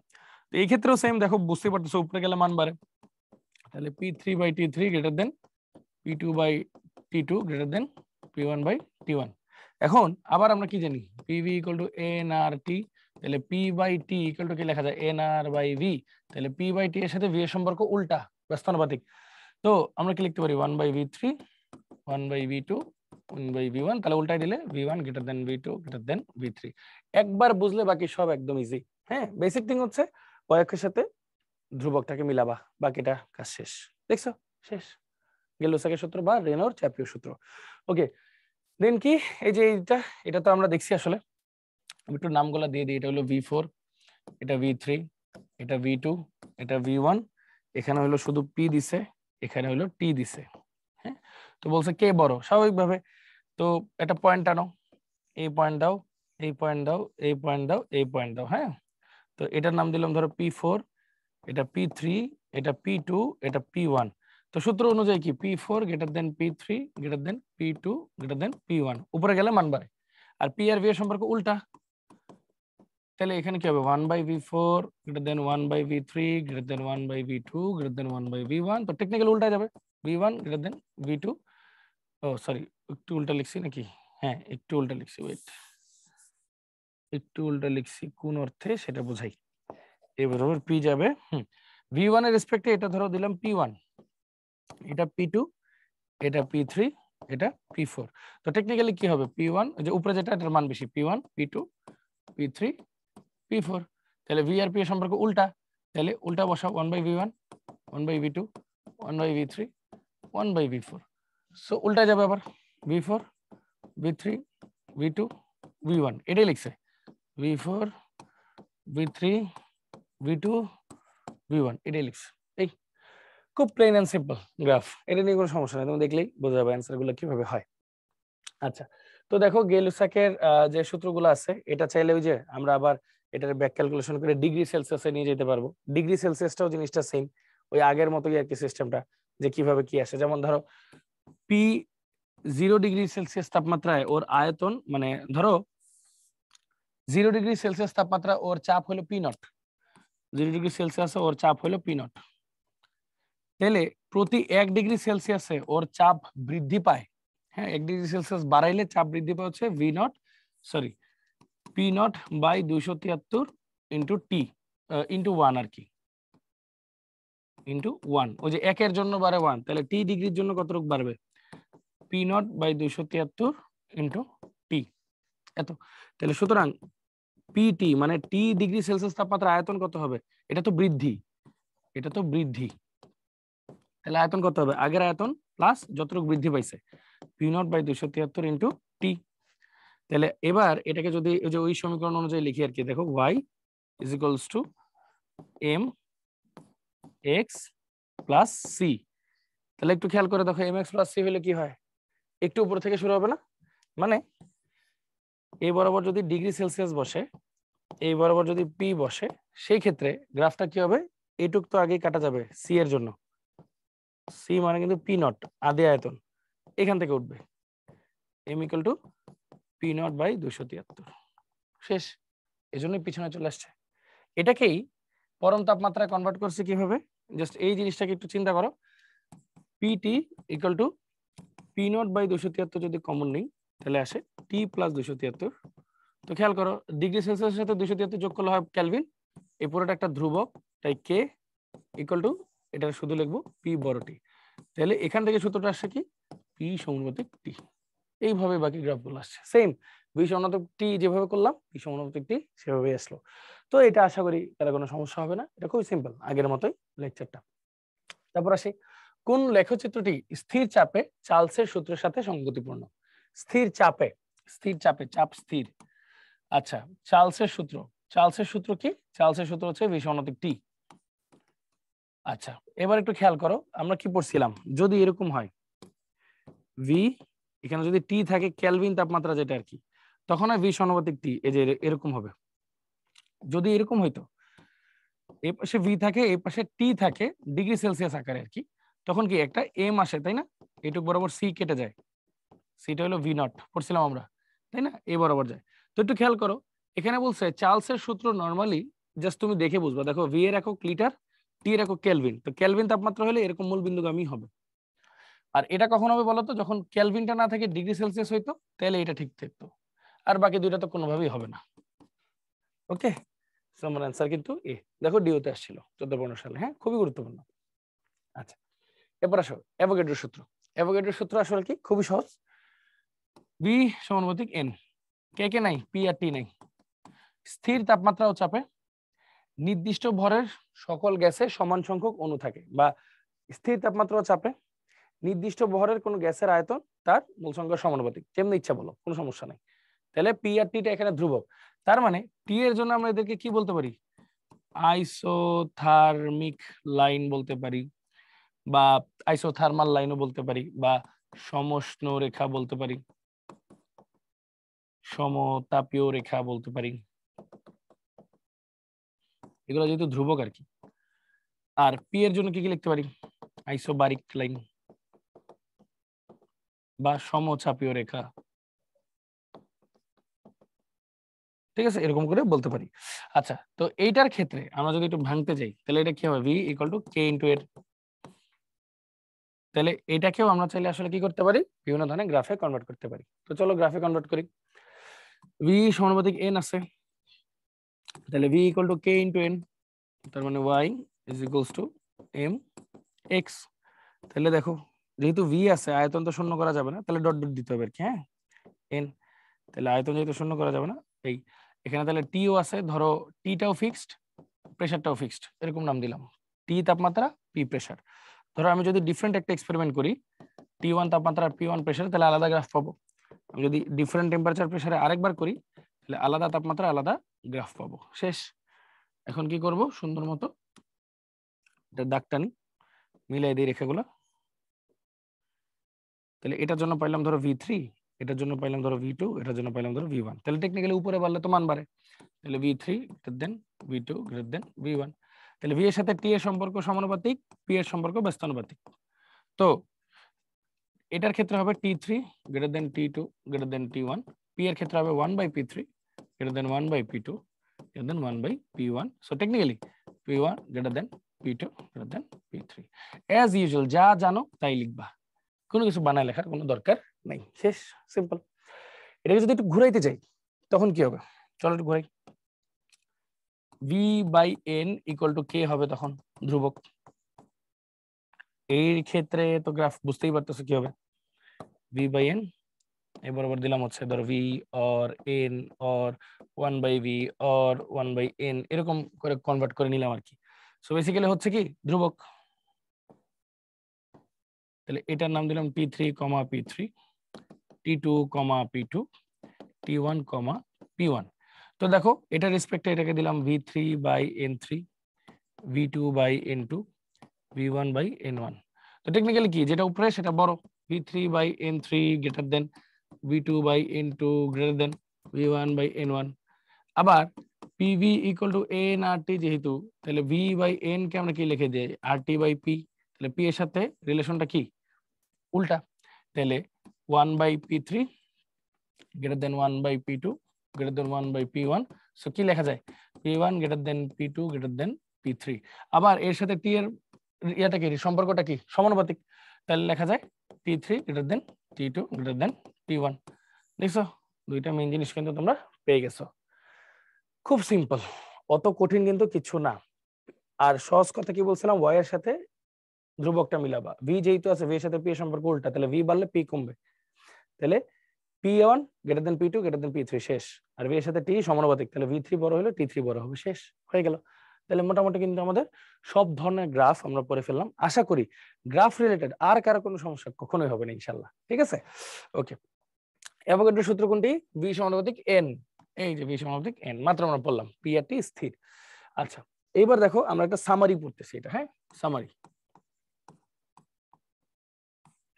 বয়েলের সূত্র হচ্ছে, রবার্ট বয়েল 1662 সালে ইংল্যান্ডে উনি এটা দিয়েছিলেন। স্থির তাপমাত্রা ও গ্যাসের আয়তন ও চাপ, মানে এখানে হচ্ছে বয়েলের সূত্র কি? V সমানুপাতিক 1/P না? তাহলে এখানে তো T আর N টা হচ্ছে কনস্ট্যান্ট। ঠিক আছে, সূত্রের বিবৃতি আছে, সূত্রের ব্যাখ্যা আছে, বললাম আমরা। চার্লসের সূত্র কি? AC চার্লস 1787 সালে ফ্রান্সে দিয়েছিলেন। এখানে V সমানুপাতিক T মানে কি? P আর N টা হচ্ছে কনস্ট্যান্ট। আচ্ছা, এখানে বিবৃতি প্রকাশ সবই আছে।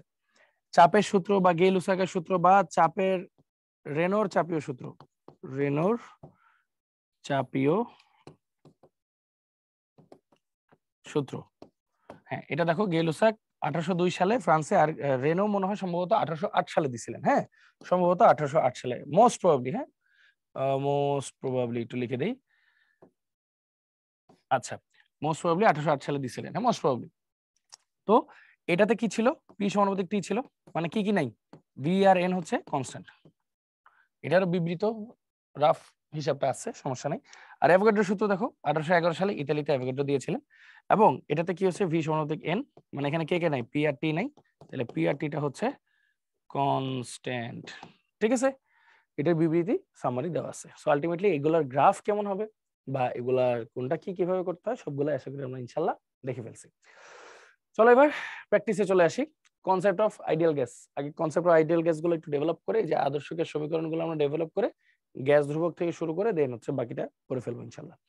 তো দেখো আচ্ছা তাহলে আগে একটা কাজ করি, আগে এই পৃষ্ঠাটা 1 মিনিট রাখি আমরা, দেন হচ্ছে আমরা আবার কন্টিনিউ করি। আগে একটু 1 মিনিট এটা একটু দেখো ঠান্ডা মাথায়।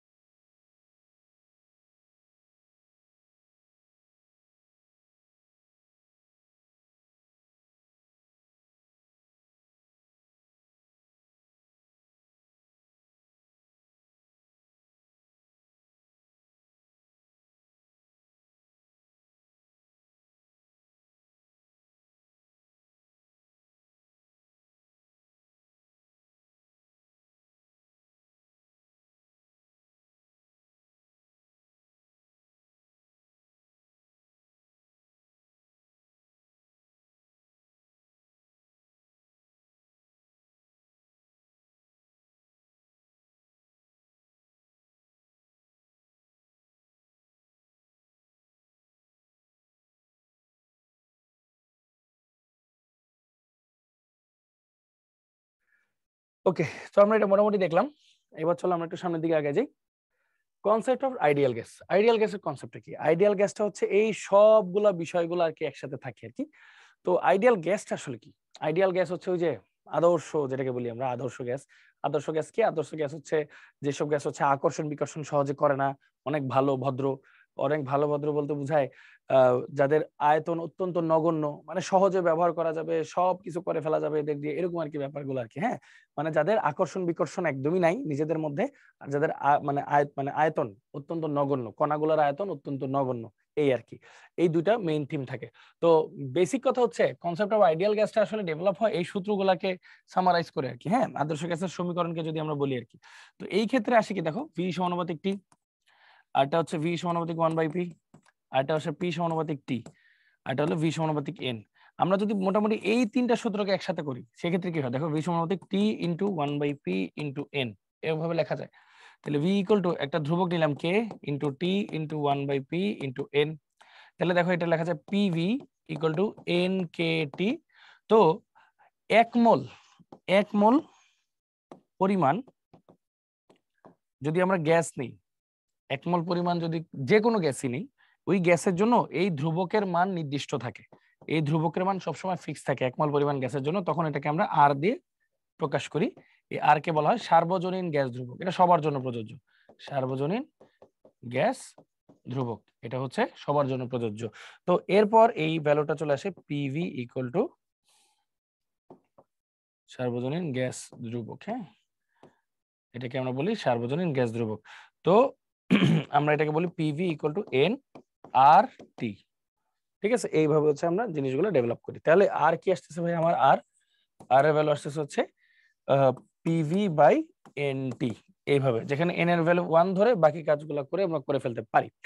আচ্ছা, তো আরেকটা ভ্যালু এটা পরে বলতেছি, আগে দেখো আর এর বিভিন্ন মান, মোটামুটি এসআই একক, লিটার অ্যাটমসফিয়ার একক, এই দুইটা খুবই গুরুত্বপূর্ণ আর কি তোমাদের কাছে।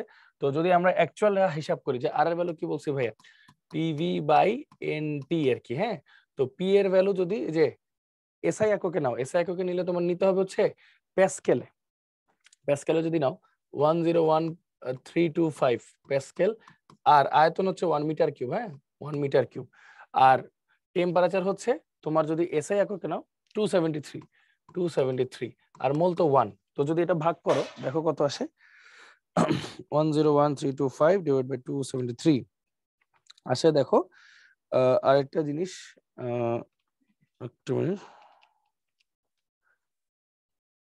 ওকে হ্যাঁ, ও আর আয়তনটা আমি একটু ভুল করছি। আয়তনটা তো হচ্ছে কত আমরা বলি, এসটিপি তে কত বলি, এসটিপি তে কত বলি 22.4 লিটার। বাট লিটারে নিলে তো হবে না, এটাকে এসআই ইউনিটে নিতে হবে, তাহলে মিটার কিউব। তাহলে 22.4 ইন্টু 10⁻³ মিটার কিউব। এই ভ্যালুটা যদি এখানে বসাই, সেই ক্ষেত্রে ভ্যালু আসে আমার 8.314 joule per mole per kelvin, এই যে যেটা তুমি দেখতে পাচ্ছ এটা। আবার লিটার অ্যাটমসফিয়ার এককে যদি আমি নিই, হ্যাঁ, লিটার অ্যাটমসফিয়ার এককে যদি আমি নিই, সেই ক্ষেত্রে আর এর ভ্যালু, পি এর ভ্যালু হচ্ছে 1 অ্যাটমসফিয়ার, তাহলে 1 ইনটু ভি এর ভ্যালু হচ্ছে 22.4, হ্যাঁ, এন এর ভ্যালু তো 1, আর টি এর ভ্যালু হচ্ছে 273। তো দেখো 22.4 ভাগ 273, 0.0821 litre atmosphere per mole per kelvin. দেখছো, মানে আসলে ভ্যালুগুলো বুঝলে বাকিগুলো তুমি এমনি করতে পারবা। এই দুইটা ভ্যালু আর কি বেশি লাগে, হ্যাঁ, সবচেয়ে বেশি। একটা হচ্ছে এসআই ইউনিট, আর একটা হচ্ছে লিটার অ্যাটমসফিয়ার ইউনিট। এছাড়াও সিজিএস ইউনিট আছে, ক্যালোরি একক আছে, প্লাস এফপিএস মানে ইঞ্জিনিয়ারিং ইউনিটটা আছে, হ্যাঁ, ফুড পাউন্ড ইউনিট যেটাকে বলি। তো এইভাবে আর এর বিভিন্ন ধরনের ভ্যালু আছে। বিশেষ করে এই যে ক্যালোরি যেটা আছে আর কি, হ্যাঁ, যে 1 ক্যালোরি ইকুয়াল টু 4.2 জুল, এরকম কয়েকটা হিসাব একটু মাথায় রেখো। বা 1 জুল ইকুয়াল টু 0.24 ক্যালোরি, ওই যে ব্যাক ক্যালকুলেশন, এটা করলেও হয়, এভাবে মাথায় রেখো। পাশাপাশি একটা জিনিস মনে রাখবা, 10⁻7, আচ্ছা লেখাই আছে, এই দেখো 10⁻7 আর্গ ইকুয়াল টু 1 জুল, এটাও একটা unit. 1 dine centimetre equal to 1 erg, এটাও একটা ইউনিট।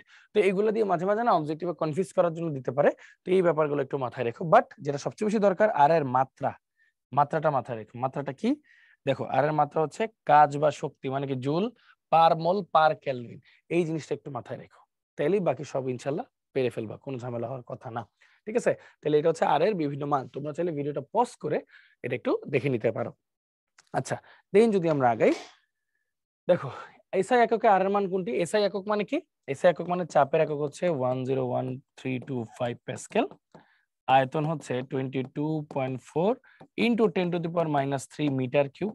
হুম, যেহেতু 1 metre cube equal to 10⁻³ sorry 1 metre cube equal to 1000 litre, 1000 litre, হ্যাঁ, ওইভাবে আমরা কনভার্ট করে নিছি আর কি। হ্যাঁ, আচ্ছা, তারপর হচ্ছে টি এর ভ্যালু হচ্ছে এসটিপি, যেহেতু বলছে এসআই ইউনিট এসটিপি, তাহলে 273।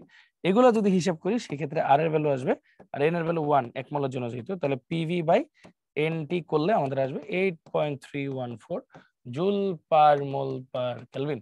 তাহলে 8.314 জুল পার কেলভিন পার মোল বা joule per mole per kelvin. ঠিক আছে, হয়ে গেল, সিম্পল আমাদের একটা সলিউশন। তারপর যদি আমরা একটু আগে যাই, ওকে, বোল্টজম্যান ধ্রুবক। বোল্টজম্যান ধ্রুবক কি জানো? বোল্টজম্যান ধ্রুবক হচ্ছে বলি, এক মোলের জন্য আমার সার্বজনীন গ্যাস ধ্রুবক কোনটা? আর সার্বজনীন গ্যাস ধ্রুবক, এটা হলো 1 মোলের জন্য। হ্যাঁ, তাহলে একটু চিন্তা করে দেখো তো, একটা অণুর জন্য কত হইতে পারে, মানে একটা অণুর জন্য। হ্যাঁ, এটা হলো 1 মোলের জন্য। ঠিক আছে, তাহলে একটি অণুর জন্য কত? তাহলে আর বাই 1 মোলের জন্য কি অ্যাভোগাড্রো সংখ্যা, মানে 8.314 যদি এসআই এককে নিই আর কি, আর অ্যাভোগাড্রো সংখ্যা 6.023 ইন্টু 10⁻23। তাহলে চলো একটু হিসাব করি, 8.314 বাই 6.023 ইন্টু 10⁻23 কত আসে? 1.38 into 10⁻23 joule per kelvin per molecule. কারণ আমি কিন্তু পার মোলে নেই, আমি কিন্তু এখন এক একটা অণুতে নিছি, মানে পার অণু, হ্যাঁ, joule per kelvin per molecule. দেখছো, এটা হলো এসআই এককে নিছি। ঠিক তেমনি লিটার অ্যাটমসফিয়ারে নিতে হলে কি করতে হবে, ওর যে ভ্যালু ওইটাকে অ্যাভোগাড্রো সংখ্যা দিয়ে ভাগ করতে হবে, তাহলেই শেষ। ঠিক আছে, একই ভ্যালু। দেখো হয়ে গেল। ওকে, তো এইভাবে আমরা বোল্টজম্যান ধ্রুবকটা নিতে পারি। তাহলে বোল্টজম্যান ধ্রুবকটা আসলে কার জন্য প্রযোজ্য? এক মোল অণুর মধ্যে যে গ্যাস ধ্রুবকের মান সেটা বের করা যায়। এক মোল না হয়ে একটি অণু যদি হয়, একটি অণু, হ্যাঁ, এক মোল না হয়ে একটি অণুর যদি আমরা গ্যাস ধ্রুবক বের করতে যাই, সেই ক্ষেত্রে বোল্টজম্যান ধ্রুবকটা কাজে লাগবে। হ্যাঁ, তাহলে বোল্টজম্যান ধ্রুবককে কে দিয়ে প্রকাশ করা হয়? বোল্টজম্যান ধ্রুবক হচ্ছে কে ইকুয়াল টু R/Na। এটাই হচ্ছে তোমার কাঙ্ক্ষিত বোল্টজম্যান ধ্রুবক। ওকে, চলো আগে যাই। প্রয়োজনীয় সূত্র সময় তো দেখলাম যে বয়লের সূত্র, ওই যে পিভি ইকুয়াল টু কে পড়ছিলাম না, তাহলে এটা কি লেখা যায়? P1V1 ইকুয়াল টু P2V2 এভাবে লেখা যায়। আবার এটা কি পড়ছিলাম? V/T ইকুয়াল টু কে পড়ছিলাম, তাহলে সেই ক্ষেত্রে V1/T1 ইকুয়াল টু V2/T2 এরকম লেখা যায়। গেলসেকের সূত্র কি পড়ছিলাম? P/T একটা ধ্রুবক পড়ছিলাম না, তাহলে এটার P1/T1 বাই P2/T2 এভাবে লেখা যায়। গ্যাসের সমন্বয় সূত্র মানে হচ্ছে আমরা যদি ধরো এই দুইটা সূত্রকে একসাথে করে দিই, হ্যাঁ, তখন কি হচ্ছে আসলে P1V1/T1 ইকুয়াল টু P2V2/T2 এরকম আর কি, যদি একসাথে করে দিই আর কি, সেই ক্ষেত্রে কি হয়। তারপর গ্যাসের সমন্বয় সূত্র দেখলাম। আদর্শ গ্যাস সমীকরণ কি, যে ভাইয়া যেটা দেখালাম, PV ইকুয়াল টু nRT। তো এখানে বেসিক্যালি সূত্রগুলো সামারি আকারে দেওয়া আছে, যাতে হচ্ছে আমরা সূত্রগুলো মিলেমিশে কেমন হতে পারে সেটা একটা আইডিয়া পেতে পারি। আচ্ছা, চলো আগে, যদি 3 লিটার আয়তনে কোনো গ্যাসের চাপ ও পরম তাপমাত্রা দ্বিগুণ করা হয় তবে তার আয়তন কত লিটার হবে? আচ্ছা, ধরো P1 হচ্ছে P, T1 হচ্ছে T নিলাম, আর V1 আয়তন দেওয়া আছে 3 লিটার। আচ্ছা, P2 চাপ হচ্ছে দ্বিগুণ করা হয়েছে, আয়তন হচ্ছে দ্বিগুণ করা হয়েছে, হ্যাঁ, আয়তন এসে দ্বিগুণ করা হয়েছে, তাহলে এর সরি তাপমাত্রা দ্বিগুণ করা হয়েছে, তাহলে আয়তনটা কত? ফর্মুলা কি? P1V1/T1 equal to P2V2/T2। তাহলে সুতরাং শুধু V2 ইকুয়াল টু কি? V2 ইকুয়াল টু থাকতেছে P1V1T2 বাই P2T1। তাহলে P1 এর ভ্যালু তো P ইন্টু V1 এর ভ্যালু তো হচ্ছে 3 লিটার ইন্টু T2 এর ভ্যালু হচ্ছে 2T বাই P2 এর ভ্যালু হচ্ছে 2P ইন্টু তোমার T1 এর ভ্যালু হচ্ছে শুধু T। তাহলে দেখো এটা এটা কাটা, এটা কাটা, 2 কাটা, তাহলে অ্যান্সার কিন্তু 3 লিটার। তাহলে অ্যান্সার আসছে 3 লিটার। দেখছো, রাজশাহী ইউনিভার্সিটিতে আসছে, খুব সিম্পল, ইজিলি করা যায়। তারপর দেখো অ্যাভোগাড্রো সংখ্যার অর্ধেক সংখ্যক, দেখো অ্যাভোগাড্রো সংখ্যা মানে 1 মোল, এটার অর্ধেক মানে হচ্ছে তাহলে half mole.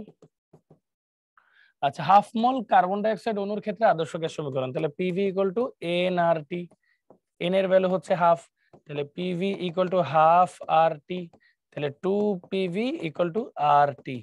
Answer B, 2PV equal to RT। শেষ, কত সিম্পল, হ্যাঁ, ইজি ইজি, থিওরি বুঝলে কোনো সমস্যাই নেই ম্যাথ করতে। গ্যাসের ঘনত্বের উপর তাপমাত্রার প্রভাব সম্পর্কিত অনুসিদ্ধান্ত কে প্রদান করেন? আচ্ছা, গ্যাসের ঘনত্ব মানে হলো ঘনমাত্রা মানে আয়তনের সাথে রিলেটেড, তাহলে আয়তনের সাথে তাপমাত্রা সম্পর্ক আসলে কে দিচ্ছে? চার্লস, তাই না? আচ্ছা, এটা কিভাবে সম্ভব? দেখো ভি আমরা কি জানি, মানে ঘনত্ব, ঘনত্ব ইকুয়াল টু কি? Rho, rho equal to m/v, rho equal to w/v। তো আমরা যেহেতু বলছি V is proportional to T, এরকম ফর্মুলা যেহেতু আছে, তো আলটিমেটলি এটা এখানে কি দেখা যায়? Rho is 1/v। তাহলে এই সূত্র অনুযায়ী কি লেখা যায়? Rho is equal to 1/t। এরকম টেম্পারেচার বাড়লে ঘনত্ব কমে, সিম্পল, এভাবে করে আমরা আসলে লিখতে পারি। ঠিক আছে, তো এইখান থেকে আসলে অনেকগুলো সূত্র বের করা সম্ভব।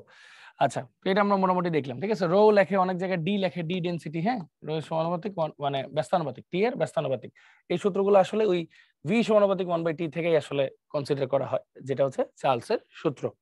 আচ্ছা, তারপর দেখো প্রমাণ তাপমাত্রা ও চাপে একটি গ্যাসের ঘনত্ব এত, ঘনত্ব মানে ওই যে ডি আর কি, হলে 17 ডিগ্রি সেলসিয়াস তাপমাত্রায় ওই গ্যাসের ঘনত্ব কত হবে? আচ্ছা, ঠান্ডা মাথায় চলো একটু ফর্মুলাটা আগে শিখি। PV equal to nRT, PV equal to n মানে কি? W/m/RT, তাহলে PM equal to W/v/RT। Rho is equal to কি? m/v না, মানে W/v তো ঘনত্ব, তাহলে PM ইকুয়াল টু DRT, এই যে এভাবে লেখা যায়, PM ইকুয়াল টু DRT লেখা যায়। আচ্ছা, তাহলে দেখো প্রমাণ তাপমাত্রা ও চাপে, প্রমাণ মানে তোমার টেম্পারেচার হচ্ছে 0 ডিগ্রি সেলসিয়াস বা 273 কেলভিন, এটা T1। গ্যাসের ঘনত্ব D1 টা হচ্ছে 29 কেজি পার মিটার কিউব, আর T2 17 degree Celsius, 17 degree Celsius মানে 273 যদি যোগ করো তাহলে 290 কেলভিন। তাহলে D2 টা কত এটাই বলছে। তো ফর্মুলা কি, ডি আর টি এর সম্পর্ক কি দেখো উল্টা না, তাহলে D1T1 equal to D1T1 equal to D2T2।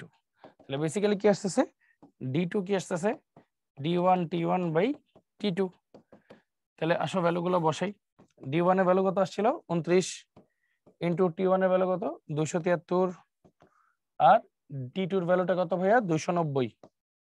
তাহলে এটা কাটলে হয় 10, 10টা যদি 273 দিয়ে ভাগ করো 27.3 কেজি পার মিটার কিউব। কেন বুঝলাম, এই যে একক দেখে।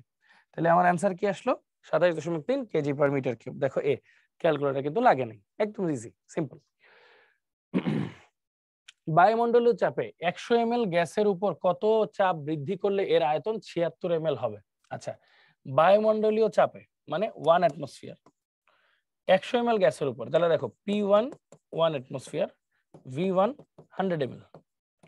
তারপর আয়তন বৃদ্ধি কত চাপ বৃদ্ধি করলে, মানে ডেল্টা পি চাইছে, চাপ বৃদ্ধি কত এটা চাইছে, তাহলে এর আয়তন V2 76 ml হবে, 76 ml।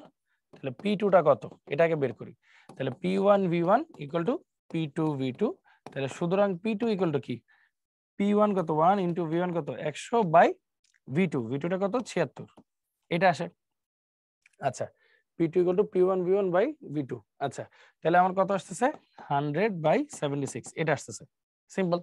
এখন তাহলে চাপের কতটুকু বৃদ্ধি করা হয়েছে, চাপ বৃদ্ধি করছে দেখে তো আয়তন কমছে তাই না। তাহলে চাপ বৃদ্ধিটাকে আমরা কিভাবে লিখি, delta P equal to P2 minus P1, তাই তো। তাহলে 100/76 মাইনাস 1, P1 যেহেতু 1, তাহলে আলটিমেটলি 100 মাইনাস 76/76 ইকুয়াল টু 24/76। আচ্ছা, 24/76, তাহলে 24/76 যদি আমরা করি তাহলে কত আসা উচিত আমাদের বলো তো। বায়ুমণ্ডলীয় চাপে 100 ml গ্যাসের উপর কত চাপ বৃদ্ধি করলে এর আয়তন এত হবে। তাহলে P1 V1 P2 V2 দিয়ে আমরা কিন্তু মোটামুটি সলভ করে ফেললাম। তাহলে অলমোস্ট আমাদের অ্যান্সার কত আসে বলো তো, P2 টা P2 বের করলাম, ডেল্টা পি বের করলাম, তাহলে কোনটার সাথে মিলে আমাদের কত চাপ বৃদ্ধি করলে এই জিনিসটা হওয়া উচিত। তাহলে আমাদের হওয়া উচিত হচ্ছে এক বায়ুমণ্ডলীয় চাপ মিলিমিটার মার্কিউরিক প্রেসার। ওকে, তাহলে দেখো এটা কিন্তু অ্যাটমসফিয়ারে আসছে তাই না, আমাদের তো কনভার্ট করতে হবে কিসে, আমাদের কনভার্ট করতে হবে মিলিমিটার মার্কিউরিক প্রেসার। তাহলে দেখো 24/76 এটার মানে 1 অ্যাটমসফিয়ার মানে কত মিলিমিটার 760 না, তাহলে ইনটু 760 মানে এটা তো 76 সেন্টিমিটার মার্কিউরিক প্রেসার। হ্যাঁ, এটার বলি 1 অ্যাটমসফিয়ার, তাহলে 76 সেন্টিমিটার মিলি সেন্টি এরকম বলি না, তাহলে মিলিটা করলে 760 মিলি ইকুয়াল টু 1 অ্যাটমসফিয়ার। তাহলে 760 দিয়ে মাল্টিপ্লাই করলে কি মিলিমিটার মার্কিউরিক প্রেসার পেয়ে যাব। তাহলে দেখো এটা যদি কাটাকাটি করি 10, তাহলে 240, আর 240 টাকে আমরা কি লেখা যায় 2.4 ইন্টু 10⁻²² মিলিমিটার মার্কিউরিক প্রেসার। তাহলে অ্যান্সার কিন্তু B, 2.4 into 10⁻² millimetre mercuric pressure. মনে রাখবা ম্যাক্সিমাম মানুষ যে ভুলটা করে, ম্যাক্সিমাম মানুষ কি করে P2 টাকেই অ্যান্সার টেন্সার বসায় দিয়ে দেয়। হ্যাঁ, তখন কিন্তু অ্যান্সার এই যে এটার সাথে মিলবে, এর সাথে হবে না, কিন্তু বলছে কত চাপ বৃদ্ধি করলে, বৃদ্ধি কত করলে, সো অ্যান্সার কিন্তু এভাবে বের করতে হবে। ওকে, আচ্ছা এবার আসি এসটিপি তে 3.2 গ্রাম একটি গ্যাস 2.24 লিটার আয়তন দখল করলে গ্যাসটি হতে পারে। আচ্ছা খেয়াল করো 3.2 গ্রাম একটি গ্যাস আয়তন 2.24 এসটিপি তে বলছে, তাহলে দেখো PV ইকুয়াল টু W/m/T, তাহলে m ইকুয়াল টু কি থাকলেছে W/T/PV। এখন W কত 3.2 গ্রাম, R কত হবে 0.0821 হবে, T কত এসটিপি বলছে 273 হবে, ডিভাইড বাই P এর ভ্যালু 1 অ্যাটমসফিয়ার হবে, আর V এর ভ্যালু হবে হচ্ছে আয়তন 2.24 লিটার। আচ্ছা, এখন একটা চ্যালেঞ্জিং কোশ্চেন আসছে যে না ঠিক আছে এটা হচ্ছে কিভাবে আমরা করতে পারি।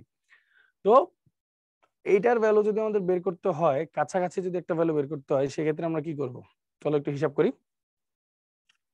ধরো 3.2 যেহেতু আছে, 273 যেহেতু আছে,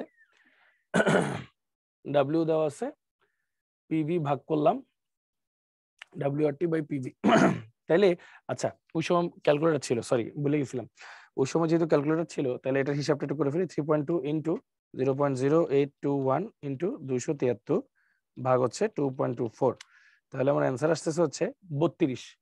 আচ্ছা তাহলে আমার অ্যান্সার আসতেছে 32। আচ্ছা তো এটা যদি 32 আমার অ্যান্সার আসে সেই ক্ষেত্রে আপনি অ্যান্সারটা কিভাবে দিতে পারবো? তাহলে দেখো তো 32 কার হয় এখানের মধ্যে?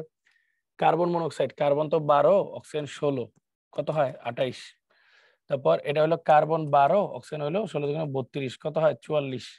তারপর নাইট্রোজেন হয় 28, আর এটা হয় অক্সিজেন 16 দুগুণে 32, তাহলে অ্যান্সার ডি 32 হবে। অ্যান্সার হচ্ছে ডি। আচ্ছা এখন চলো তো একটু ট্রাই করি যে এটারে কাটাকাটি করা যায় কিনা। চলো একটু ট্রাই করি আমরা। ট্রাই যদি করতেই হয়, দেখো ম্যানুয়ালি করা যায় কিনা একটু চিন্তা করি। এই দশমিকটাকে যদি ঘুরায় এই পাশে আনি তাহলে এটাকে কি লেখা যায়? এটা লেখা যায় 8 লেখা যায় আর কি শুধু। হ্যাঁ, দশমিকটা 2 ঘর সামনে নিলাম, তার মানে এটারও আমরা 224 লিখতে পারি। আর এটারে যদি আমরা 32 লিখি, 32 না তো, এটা শুধু আমরা 3ও লিখতে পারি। হ্যাঁ, বা 3.2 যেটা আছে সেটাই থাকুক, ঠিক আছে, আপাতত থাকুক। এখন আচ্ছা এটার যদি 8 লিখি আর এটারে ধরো 220 লিখলাম, হ্যাঁ কাছাকাছি যেটা, এটারে ধরো লিখলাম 270, এটারে ধরো কাছাকাছি লিখলাম 10, ঠিক আছে, এটা কাটলাম তাহলে থাকলো কত 22। হ্যাঁ আচ্ছা 22 থাকলো, তাহলে এটার যদি আরেকটু কাটাকাটি করি, ধরো 22 আছে, 22 কে যদি 20 ধরি, ঠিক আছে, 20 ধরলে এটা কাটা, 2 রে যদি আরো কাটি, এটা যদি 28 280 ধরি আর কি, তাহলে কত হয় 14, তাই তো 14 ইন্টু 32 না, এর এখানে হাতের ক্যালকুলেশন একটু ঝামেলা হবে। এটাই, সো এটাই দেখতেছিলাম, আমি একটু ক্রস চেক করতেছিলাম যে ইন এনি কেস এই টাইপের জিনিসকে হাতের ক্যালকুলেশন সে করা যাবে কিনা। তার মানে বুঝতেছো, যেগুলো আমাদের হাতের ক্যালকুলেশন করা যাবে ওই টাইপের কিন্তু ম্যাথ দিবে যদি ক্যালকুলেটর না থাকে, আর যদি না থাকে মানে থাকে সেই ক্ষেত্রে কিন্তু এগুলা করা যাবে না, বুঝছো? আচ্ছা সো চলো একটু আগে যাই। বায়ু চাপের 1 অ্যাটমসফিয়ার একক সমান, বায়ু চাপের 1 অ্যাটমসফিয়ার, 1 অ্যাটমসফিয়ার মানে কি 760 মিলিমিটার মার্কিউরিক প্রেসার অথবা 76 সেন্টিমিটার মার্কিউরিক প্রেসার। তো 76 মানে 7.6 ইনটু 10 টু দি পাওয়ার মানে 76 হয়ে যায়, এটাও ঠিক আছে। আবার 760 10 টু দি পাওয়ার 0 মানে কি 1, 760, এটাও ঠিক আছে। তার মানে এ আর বি হবে উভয়, অ্যানসার হচ্ছে ডি, এ এন্ড বি উভয়, ঠিক আছে। আচ্ছা তো চলো একটু সামনের দিকে আগাই। 37 ডিগ্রি সেলসিয়াস তাপমাত্রায়, আচ্ছা ওয়েট আমি কি পুরোটা মুছে দিছি? একটু দেখি তো এটা ফেরত আসে নাকি না, ফেরত আসলে ঝামেলা আছে। ওকে, তবে দেখো 37 ডিগ্রি সেলসিয়াস তাপমাত্রা, ও আচ্ছা এটা খুলনা ইউনিভার্সিটি 1920, আচ্ছা তখন ক্যালকুলেটর ছিল এটা, বুঝছো, এটা ক্যালকুলেটর ছাড়া করতে পারবো না আমরা। তো আমাদের যদি ডিজিট গুলো চেঞ্জ করা থাকলো সেই ক্ষেত্রে আমরা করতে পারতাম। হ্যাঁ কয়েকটা উদাহরণ দেখাবো তোমাদেরকে। দেখো 37 ডিগ্রি সেলসিয়াস তাপমাত্রা, তাহলে টি দেওয়া আছে 37 ডিগ্রি সেলসিয়াস তাপমাত্রা। আচ্ছা তাহলে 37 প্লাস 273, হ্যাঁ এত কেলভিন। আচ্ছা প্রেসার দেওয়া আছে পি, পি হচ্ছে 102.4 কিলো প্যাসকেল। আচ্ছা আয়তন দেওয়া আছে ভি 590 সেন্টিমিটার কিউব, যে কোনো একটাতে কনভার্ট করতে হবে আর কি। হ্যাঁ তারপর হচ্ছে গ্যাসের ভর ডাব্লিউ দেওয়া হচ্ছে 0.762 গ্রাম। বলছে আণবিক ভর গ্রাম পার মোলে কত, আণবিক ভর একক গ্রাম পার মোলই থাকে, বাট পি আর ভি কে যে কোনো একটা এককে কনভার্ট করতে হবে। হ্যাঁ এটাকে হয় তাহলে 102.4 বাই 101.325 এ যদি কনভার্ট করি তাহলে এটা অ্যাটমসফিয়ারে চলে আসবে, ঠিক আছে। আর এটার হচ্ছে তোমার কিসে নিতে হবে, সেন্টিমিটার কিউব আছে তো মানে এমএল, 590 ml, এটারে লিটারে নিতে হবে, তাহলে 0.59 লিটার, ঠিক আছে, এভাবে কনভার্ট করতে হবে। তারপর আর এর ভ্যালু ইউজ করবে তুমি 0.0821 litre atmosphere per mole per kelvin. আচ্ছা এখন কথা হচ্ছে কেন আমি এটা কনভার্ট করে নিলাম, হয় তুমি লিটার অ্যাটমসফিয়ারে কনভার্ট করবে অথবা প্যাসকেল মিটার কিউবে কনভার্ট করবে, তোমার ইচ্ছা, তখন আর এর ভ্যালু অমনে চেঞ্জ হবে অ্যাকর্ডিংলি। হ্যাঁ আচ্ছা তাহলে ফর্মুলা কি, পিএম সরি ফর্মুলা হচ্ছে P V equal to N R T, যেটাকে আমরা লিখি P V equal to W by M R T, তাহলে শুধু এম ইকুয়াল টু আসতেছে W R T by P V. তাহলে চলো একটু হিসাব করি, ডাব্লিউটা কত, ডাব্লিউটা আসতেছে হচ্ছে 0.762 ইন্টু আর হচ্ছে 0.0821 ইন্টু টি হচ্ছে 37 ডিগ্রি প্লাস 273, তাই তো 37 প্লাস 273। ওকে, নিচে হচ্ছে পিভি, পি এর ভ্যালু হচ্ছে 102.4 kilo pascal divided by 101.325 into volume হচ্ছে 0.59। ওকে, তাহলে টোটাল আমার অ্যান্সারটা আসে হচ্ছে 32.5। হ্যাঁ, 32.5। তাহলে অ্যান্সার হচ্ছে 32.5। এরকম আর কি বিষয়টা হচ্ছে তোমাকে কি করতে হবে, তোমাকে হচ্ছে আসলে এই সব খুলনা ইউনিভার্সিটি 19-20 এগুলার কোশ্চেনগুলো আসলে ক্যালকুলেটর ছিল। তো যদি ক্যালকুলেটর অ্যালাউ না করে সেক্ষেত্রে ডিজিট গুলো অমনি চেঞ্জ করে দিবে অ্যাকর্ডিংলি। হ্যাঁ, টেনশনের কোনো কারণ নেই। আচ্ছা দেখো, গ্যাসের ঘনত্ব মাপতে ব্যবহৃত হয় কি? গ্যাসের ঘনত্ব মাপতে, ঘনত্ব মানে ডি, এই যে সূত্র পড়ছি না, PM equal to D R T. তাহলে আদর্শ গ্যাস সমীকরণ ইউজ করলেই তো হয়। তাহলে দেখো perfect gas equation, perfect gas equation দিয়ে আমরা এটা বের করতে পারবো। আরএনএর সমীকরণ দিয়ে আমরা যে সক্রিয়ণ শক্তি ইএ, ইএ, কে, টি এগুলো বের করতে পারবো। তারপর Einstein equal to MC square. হ্যাঁ, এগুলো দিয়ে আমরা অন্য জিনিস বের করি। ফ্যারাডে হচ্ছে Q equal to IT, W equal to Z IT, এইসব ব্যাপার স্যাপার ব্যবহার করি। হ্যাঁ, আর আদর্শ গ্যাস ইকুয়েশন দিয়ে আমরা চাইলে ঘনত্ব মাপতে পারি। আদর্শ গ্যাসের সমীকরণ থেকে মোলার ভর নির্ণয় করা যায় কিভাবে? দেখো P M equal to D R টি।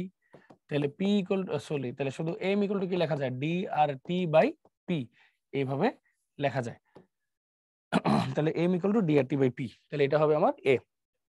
তারপর চলো, নির্দিষ্ট চাপে 17°C তাপমাত্রার নির্দিষ্ট পরিমাণ গ্যাসের ভর, ওই যে খুলনা ইউনিভার্সিটি ক্যালকুলেট ছিল, নির্দিষ্ট পরিমাণ গ্যাসের ভর এত। তাহলে T1 টেম্পারেচারে 17°C মানে 17 প্লাস 273, হ্যাঁ, কেলভিন। আচ্ছা, আর এটা হচ্ছে ভর, আয়তন দেওয়া আছে V1 0.73 লিটার। একই থাকলে, চাপ একই থাকলে কত ডিগ্রি সেলসিয়াসে, ডিগ্রি সেলসিয়াসে উত্তর চাইছে, উক্ত গ্যাসের আয়তন 0.51 হবে। তাহলে ভিটি হচ্ছে 0.85 লিটার। তাহলে আগে টি2টা বের করি। তাহলে টি2 কিভাবে বের করব? V1 by T1 equal to V2 by T2। এই ক্ষেত্রে তাহলে টি2টা কি হবে? টি2টা হবে হচ্ছে, যদি এই পাশে আনি তাহলে হচ্ছে V2 T1 বাই V1। তো চলো একটু হিসাবটা করি। V2টা কত? 0.85, V2 T1, T1টা হচ্ছে 290 ভাগ V1, V1টা কত? 0.73।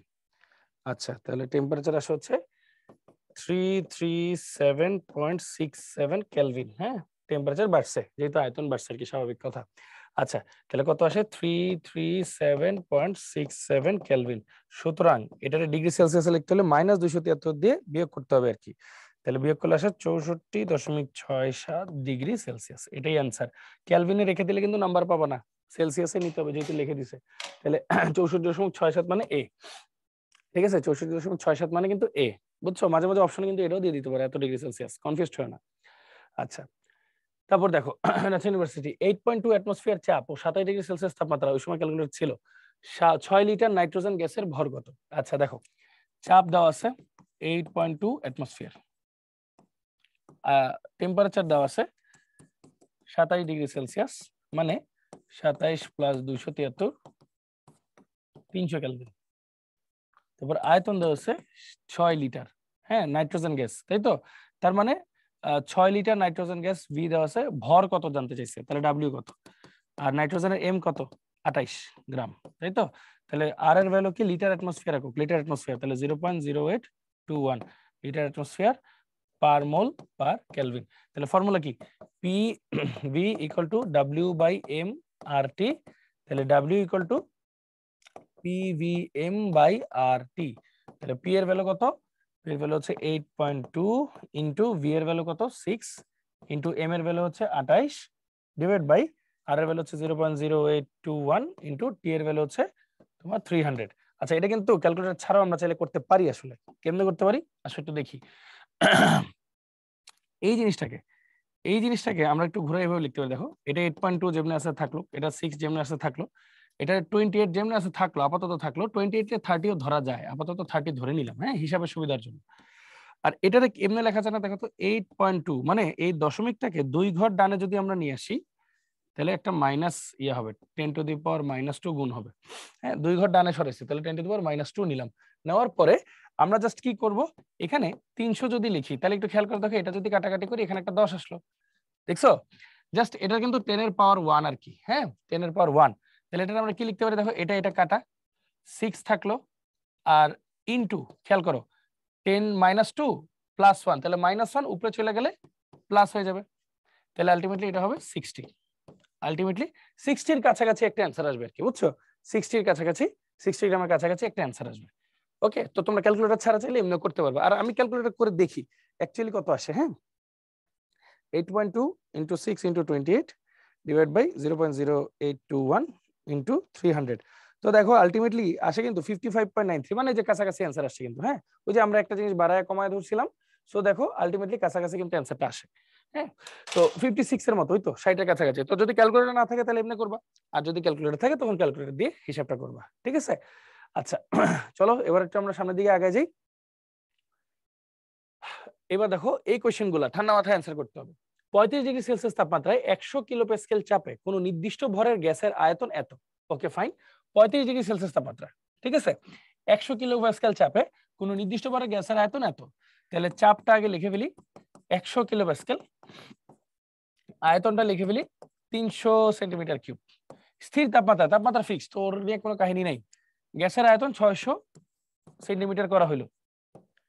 পরিবর্তন করতে হলে চাপের কি পরিবর্তন করতে হবে, ডেল্টা পি কত এটা জানতে চাইছে। তাহলে খেয়াল করো P2 কত, P2 টা আগে বের করি। তাহলে P1 V1 equal to P2 V2। তাহলে মান বসাই, P2 ইকুয়াল টু কত, P1 V1 বাই V2। তাহলে P1 এর ভ্যালু কত, P1 এর ভ্যালু হচ্ছে 100 কিলোপ্যাসকেল ইনটু 300 ডিভাইড বাই 600। এটা কাটা 2, তাহলে 50, তাই তো। তাহলে 50 হলো আমার অ্যান্সার। হ্যাঁ, তাহলে 50 কিলোপ্যাসকেল। তাহলে সুতরাং ডেল্টা পি, চাপের পরিবর্তন, ডেল্টা পি হচ্ছে P2 minus P1 equal to 50 minus 100 equal to minus 50 কিলোপ্যাসকেল।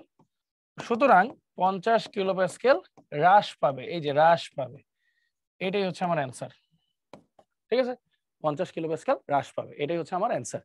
ঠিক আছে, সহজ একটা জিনিস, এটা নিয়ে কোনো ঝামেলা কিছু নেই। দেখছো এরকম ক্যালকুলেশনই আসবে পরীক্ষায় যদি ক্যালকুলেটর অ্যালাউ না থাকে। তারপর আসো 100 কিলোপ্যাসকেল চাপে P1, 100 কিলোপ্যাসকেল চাপে কিছু মার্বেল সহ গ্যাসের আয়তন, কিছু মার্বেল সহ গ্যাসের আয়তন। মার্বেলটা কিন্তু কঠিন পদার্থ, তাই না? তো খেয়াল করো, ধরো আমার কাছে একটা পাত্র আছে, এখানে কিছু মার্বেল আছে। এই মার্বেল গুলা সহ গ্যাসের আয়তন দেওয়া আছে 10 মিটার কিউব। এখন ধরি এই মার্বেল গুলার আয়তন ধরি x মিটার কিউব। হ্যাঁ, তাহলে আমরা তো আদর্শ গ্যাসের সমীকরণ পড়ি না, PV = nRT, এগুলো তো আদর্শ গ্যাসের সমীকরণ। তো আদর্শ গ্যাসের সমীকরণ মানে কি, শুধু গ্যাসের আয়তনটা নিতে হবে। তাহলে V1 শুধু গ্যাসের আয়তন ইকুয়াল টু কত হবে, মোট আয়তন থেকে যদি মার্বেলের আয়তনটা বাদ দিই। আর মার্বেল তো কঠিন পদার্থ, কঠিন পদার্থ তো আর গ্যাসের আয়তন মানে গ্যাসের সূত্র দিয়ে চেঞ্জ হবে না, সো কঠিন পদার্থের আয়তন ফিক্স থাকবে, নিলাম। আবার দেখো P2 200 কিলোপ্যাসকেল চাপে, তাহলে 200 কিলোপ্যাসকেল চাপে মার্বেল সহ ওই গ্যাসের আয়তন 2 মিটার কিউব। মানে আবার মার্বেল সহ আমি চাপ বাড়াই দিছি তো আয়তন কমে গেছে, 2 মিটার কিউব। মার্বেলের আয়তন কিন্তু আগের মতোই x মিটার কিউব। তাহলে V2 শুধু গ্যাস, যেহেতু আদর্শ গ্যাসের সমীকরণ পড়তেছি, শুধু গ্যাসের আয়তন কি আসে বলতো, মোট আয়তন থেকে যদি আমি মার্বেলের আয়তন বাদ দিই, সেটা বলছে মার্বেল গুলোর আয়তন কত, x। ফর্মুলা কি, P1 V1 equal to P2 V2, আদর্শ গ্যাসের সমীকরণ যেহেতু এগুলো, তাই না? তাহলে কত, 100 into 10 minus x equal to 200 into তোমার 2 মাইনাস এক্স। তাহলে হিসাব করো, এখানে থাকলো 2, তাহলে 10 minus x equal to 4 minus 2x, এরকম আসলো ব্যাপারটা। 10 মাইনাস এক্স ইকুয়াল টু 2 দুগুণে 4 মাইনাস 2x। তাহলে এই পাশে যদি আসি আমি, 2x টাকে এই পাশে আনি, 2x minus x equal to, এই পাশে যদি আমি নিয়ে যাই বা ওই তো ব্যাক ক্যালকুলেশন করি, একটু মনে হয় ডেটায় সমস্যা আছে, জাস্ট একটা মিনিট দাঁড়াও। 2 যদি হয় 2x 100, তাহলে আসলো 3 4, জাস্ট এ বিট, আমি একটু ডেটা নিয়ে একটু কাজ করি, একটা মিনিট দাঁড়াও। এটা যদি 5 ও হয় 10, 6 যদি হয় 12 মাইনাস 2। তাহলে এখানে একটু ডেটাটা চেঞ্জ করি, 6 মাইনাস এক্স। হ্যাঁ, এটা ডেটাটা একটু চেঞ্জ করে দিই, এটা 6 মিটার কিউব দিয়ে দিই, এটা 6 দিয়ে দিই। হ্যাঁ, ডেটা, আচ্ছা ডেটা, তাহলে দেখো এটা যদি চেঞ্জ করি তাহলে কি হবে, 6 × 2 12 মাইনাস 2x। আচ্ছা, তাহলে যদি এটাই পাশে আসে তাহলে 2x মাইনাস x, আর এটা হবে 12 মাইনাস 10। তাহলে ব্যাপারটা কি দাঁড়ালো, 2x। তাহলে x equal to 2 metre cube. তাহলে অ্যান্সার কি, x equal to 2 metre cube. বুঝছো, মানে বিষয়টা কি, বিষয়টা হচ্ছে ম্যাথগুলো এইভাবেই আসবে। ম্যাথগুলো হচ্ছে তোমাকে এরকম ভাবে ডেটাগুলো দিবে যাতে তোমার ডিফিকাল্টি না হয়। তো ভাইয়া যেটা তোমাদেরকে বলতেছি, ঠান্ডা মাথায় একটু বোঝার চেষ্টা করো আগে। সেটা হচ্ছে, বুঝাইছে কি, কিছু মার্বেল ছিল একটা পাত্রে, ওই গ্যাস ছিল আর কি ওটাতে। ওই গ্যাস মার্বেল সব সহ আয়তন দিছে একটা। মার্বেলটা কঠিন পদার্থ, তো আদর্শ গ্যাসের সমীকরণের কারণে ওর তো তেমন একটা পরিবর্তন হবে না। তো বেশি মানে বেসিক কথা হচ্ছে মার্বেল গুলোর আয়তন ধরে নিলাম এক্স। তাহলে এই সমীকরণ যে বসাইতেছে এগুলোতে তো শুধু গ্যাসের আয়তন বসাইতে হবে। তাহলে শুধু গ্যাসের আয়তন কি, মোট আয়তন থেকে মার্বেল আয়তন বাদ দিলেই তো গ্যাসের আয়তনটা আসতেছে, এই যে এটা। তারপর পরের কেসটাও সেম, দেখো মার্বেল সহ গ্যাসের আয়তন বলছে, তাহলে মার্বেল সহ গ্যাসের আয়তন যদি 6 হয়, ওটা থেকে মার্বেল বাদ দিলে শুধু গ্যাসের आयतन পাবো। তারপর সমীকরণে বসাই দিলে অ্যানসার আমার ব্যাক ক্যালকুলেশনে ইজিলি চলে আসবে। ঠিক আছে, আচ্ছা 2x টা যদি বসে যায় প্লাস, তাহলে 2x - x মানে x, 12 - 10 যদি এই পাশে আসে সেক্ষেত্রে হচ্ছে 2, তাহলে x = 2 মিটার কিউব, অ্যানসার শেষ। হ্যাঁ, আচ্ছা তারপর দেখো 1 মিটার কিউব হাইড্রোজেন গ্যাসের তাপমাত্রা 27 ডিগ্রি সেলসিয়াস, মানে আয়তন হচ্ছে 1 মিটার কিউব, তাপমাত্রা হচ্ছে 27 ডিগ্রি সেলসিয়াস বা 27 + 273 = 300 কেলভিন। গ্যাসটিকে সংকুচিত করে আয়তন এত করা হলো, তাহলে V2 হচ্ছে 0.2 মিটার কিউব করা হলে গ্যাসটির তাপমাত্রা কি পরিবর্তন, ডেল্টা টি কত জানতে চাইছে, আগে T2 টা বের করি চলো। তাহলে V1 by T1 = V2 by T2, তাহলে শুধু T2 কি হবে, V1 T1 sorry V2 T1 by V1, তাহলে V2 এর ভ্যালু কত 0.2 ইনটু T1 হচ্ছে 300 ডিভাইড বাই V1 এর ভ্যালু কত 1, তাহলে এটার অ্যানসার কত আসে 3 × 600, তাহলে 60, ঠিক আছে 60 কেলভিন এরকম আসবে। 3 × 6 0 0 একটা 0 কম হবে, তাহলে 60 কেলভিন। ঠিক আছে, তাহলে সুতরাং ডেল্টা টি = কি T2 - T1, তাহলে 60 - 300 কেলভিন = -240 কেলভিন। সুতরাং তাপমাত্রা মাইনাস মানে কি হ্রাস পেয়েছে 240 কেলভিন বা 240 ডিগ্রি সেলসিয়াস, কারণ কম বেশ করার ক্ষেত্রে ডিগ্রি সেলসিয়াস আর কেলভিন একই। হ্যাঁ, 240 কেলভিন হ্রাস পেয়েছে, এটাই হচ্ছে পরিবর্তন। ওকে, তারপর দেখো 27 ডিগ্রি সেলসিয়াস তাপমাত্রায় টি হচ্ছে 27 ডিগ্রি সেলসিয়াস, মানে 27 + 273 = 300 কেলভিন। তাপমাত্রায় 8.21 লিটার আয়তনের 8.21 লিটার আয়তনের একটি সিলিন্ডারে হাইড্রোজেন আছে, দেখো এন অফ হাইড্রোজেন আছে হচ্ছে 4 গ্রাম, তাহলে হাইড্রোজেনের মোল ভর বাই মোল মানে ভর বাই আণবিক ভর, তাহলে মোল সংখ্যা পাবো, তাহলে 2 মোল। আর এন অফ নাইট্রোজেন কত দেওয়া আছে 84 আর নাইট্রোজেন হলো 28, 3 মোল হবে সম্ভবত, তাই না, 3 × 24 2 3 × 6 2 8, ঠিক আছে 3 মোল। সিলিন্ডারের মধ্যে গ্যাসের চাপ কত পি জানতে চাইছে, এখন আগে লিখে ফেলি এন টোটালটা কত, এন টোটালটা হচ্ছে এই দুটার যোগফল N of hydrogen plus N of nitrogen, তাহলে 2 + 3 = 5 মোল, লিখে নিলাম। আচ্ছা আর এর ভ্যালুটা কি হবে খেয়াল করো, লিটার দেওয়া আছে, অ্যাটমসফিয়ার অ্যান্সার বের করব, তাহলে 0.0821 litre atmosphere per mole per kelvin. তাহলে ফর্মুলা কি PV = nRT, তাহলে P = nRT by V, n এর ভ্যালু হচ্ছে 5 মোল, আর এর ভ্যালু 0.0821, T এর ভ্যালু হচ্ছে 300 কেলভিন ডিভাইড বাই V এর আয়তন কত আসছে 8.21। তা দেখো কাটাকাটি কেমন আছে, দেখো এটা 5 ইনটু এটার কি লেখা যায় 8.21, এভাবে লিখলাম, দশমিকটারে 2 ঘর ডানে নিলে তাহলে 10⁻² একটা আসে, তাই তো, ইনটু এটার কি লেখা যায় 3 × 10⁻², 300 ডিভাইড বাই 8.21, এটা কাটা এটা কাটা এটা কাটা এটা কাটা, তাহলে 3 × 5 = 15 অ্যাটমসফিয়ার, অ্যানসার হচ্ছে 15 অ্যাটমসফিয়ার। দেখছো ক্যালকুলেটর ছাড়াই কিন্তু তোমরা করতে পারতেছো। ওকে, আচ্ছা সো আমাদের লেকচার মোটামুটি এইটুকুই।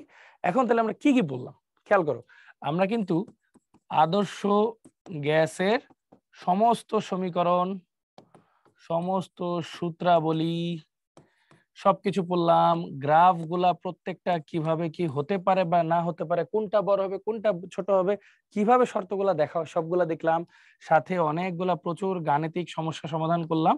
এবং মনে রাখবা ক্যালকুলেটর যদি অ্যালাউ করে তাহলে ওরকম ডাটা দিবে, ক্যালকুলেটর যদি অ্যালাউ না করে তাহলে কখনো ওরকম ডাটা দিবে না, আর তুমি ওই যে কাটাকাটি করে কাছাকাছি একটা অ্যানসারে যেতে পারবা ইনশাল্লাহ।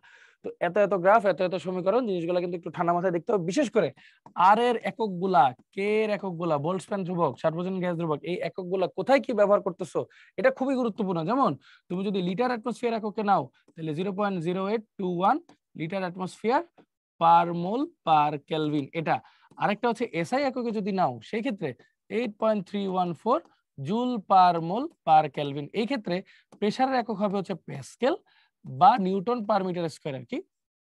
প্রেসার একটু দাঁড়াও, এটা মুছে গেছে। 0.021 এটার প্রেসারের একক হবে হচ্ছে প্যাসকেল আর আয়তনের একক আমরা লিখবো মিটার কিউব। ঠিক আছে, ঠিক তেমনি এটার ক্ষেত্রে প্রেসারের একক হবে কিন্তু অ্যাটমসফিয়ার আর আয়তনের একক হবে কিন্তু লিটার। বাই দ্য ওয়ে আরেকটা যেটা হিসাব সবচেয়ে বড়, 1 লিটার কিন্তু আমরা কি লিখবো 10⁻³ মিলিলিটার, তাই না?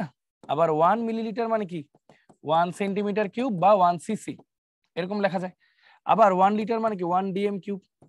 আবার 1 মিটার কিউব যেটা এসআই ইউনিট ইকুয়াল টু কি 10⁻³ litre equal to 10⁻³ DM cube বা 10⁻6 ml, যেইভাবে তুমি চাও কনভার্ট করে নিতে পারো।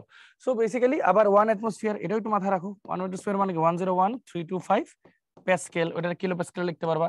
আর 76 76 সেন্টিমিটার মার্কিউরিক প্রেসার এইভাবেও লিখতে পারো। সো বুঝতেই তো পারতেছো এই চ্যাপ্টারটা কিন্তু খুবই গুরুত্বপূর্ণ এবং এই চ্যাপ্টারটা কিন্তু একদম মানে ভালো রকমের কোশ্চেন আসার একটা সম্ভাবনা আছে, সেটা রিটেন হোক অথবা এমসিকিউ হোক। তো বরাবরের মতোই সবাইকে অনেক অনেক ধন্যবাদ। Thank you so much everyone, কষ্ট করে ধৈর্য ধরে এতক্ষণ ক্লাসটা করার জন্য। হোপফুলি বাকি লেকচারগুলোও ঠিকমতো করবা আর আশা করি এই লেকচারটাও ঠিকমতো বুঝতে পারছো। তো সবাই ভালো থাকো, সুস্থ থাকো, ইনশাআল্লাহ দেখা হবে, কথা হবে। আল্লাহ হাফেজ, আসসালামু আলাইকুম সবাইকে।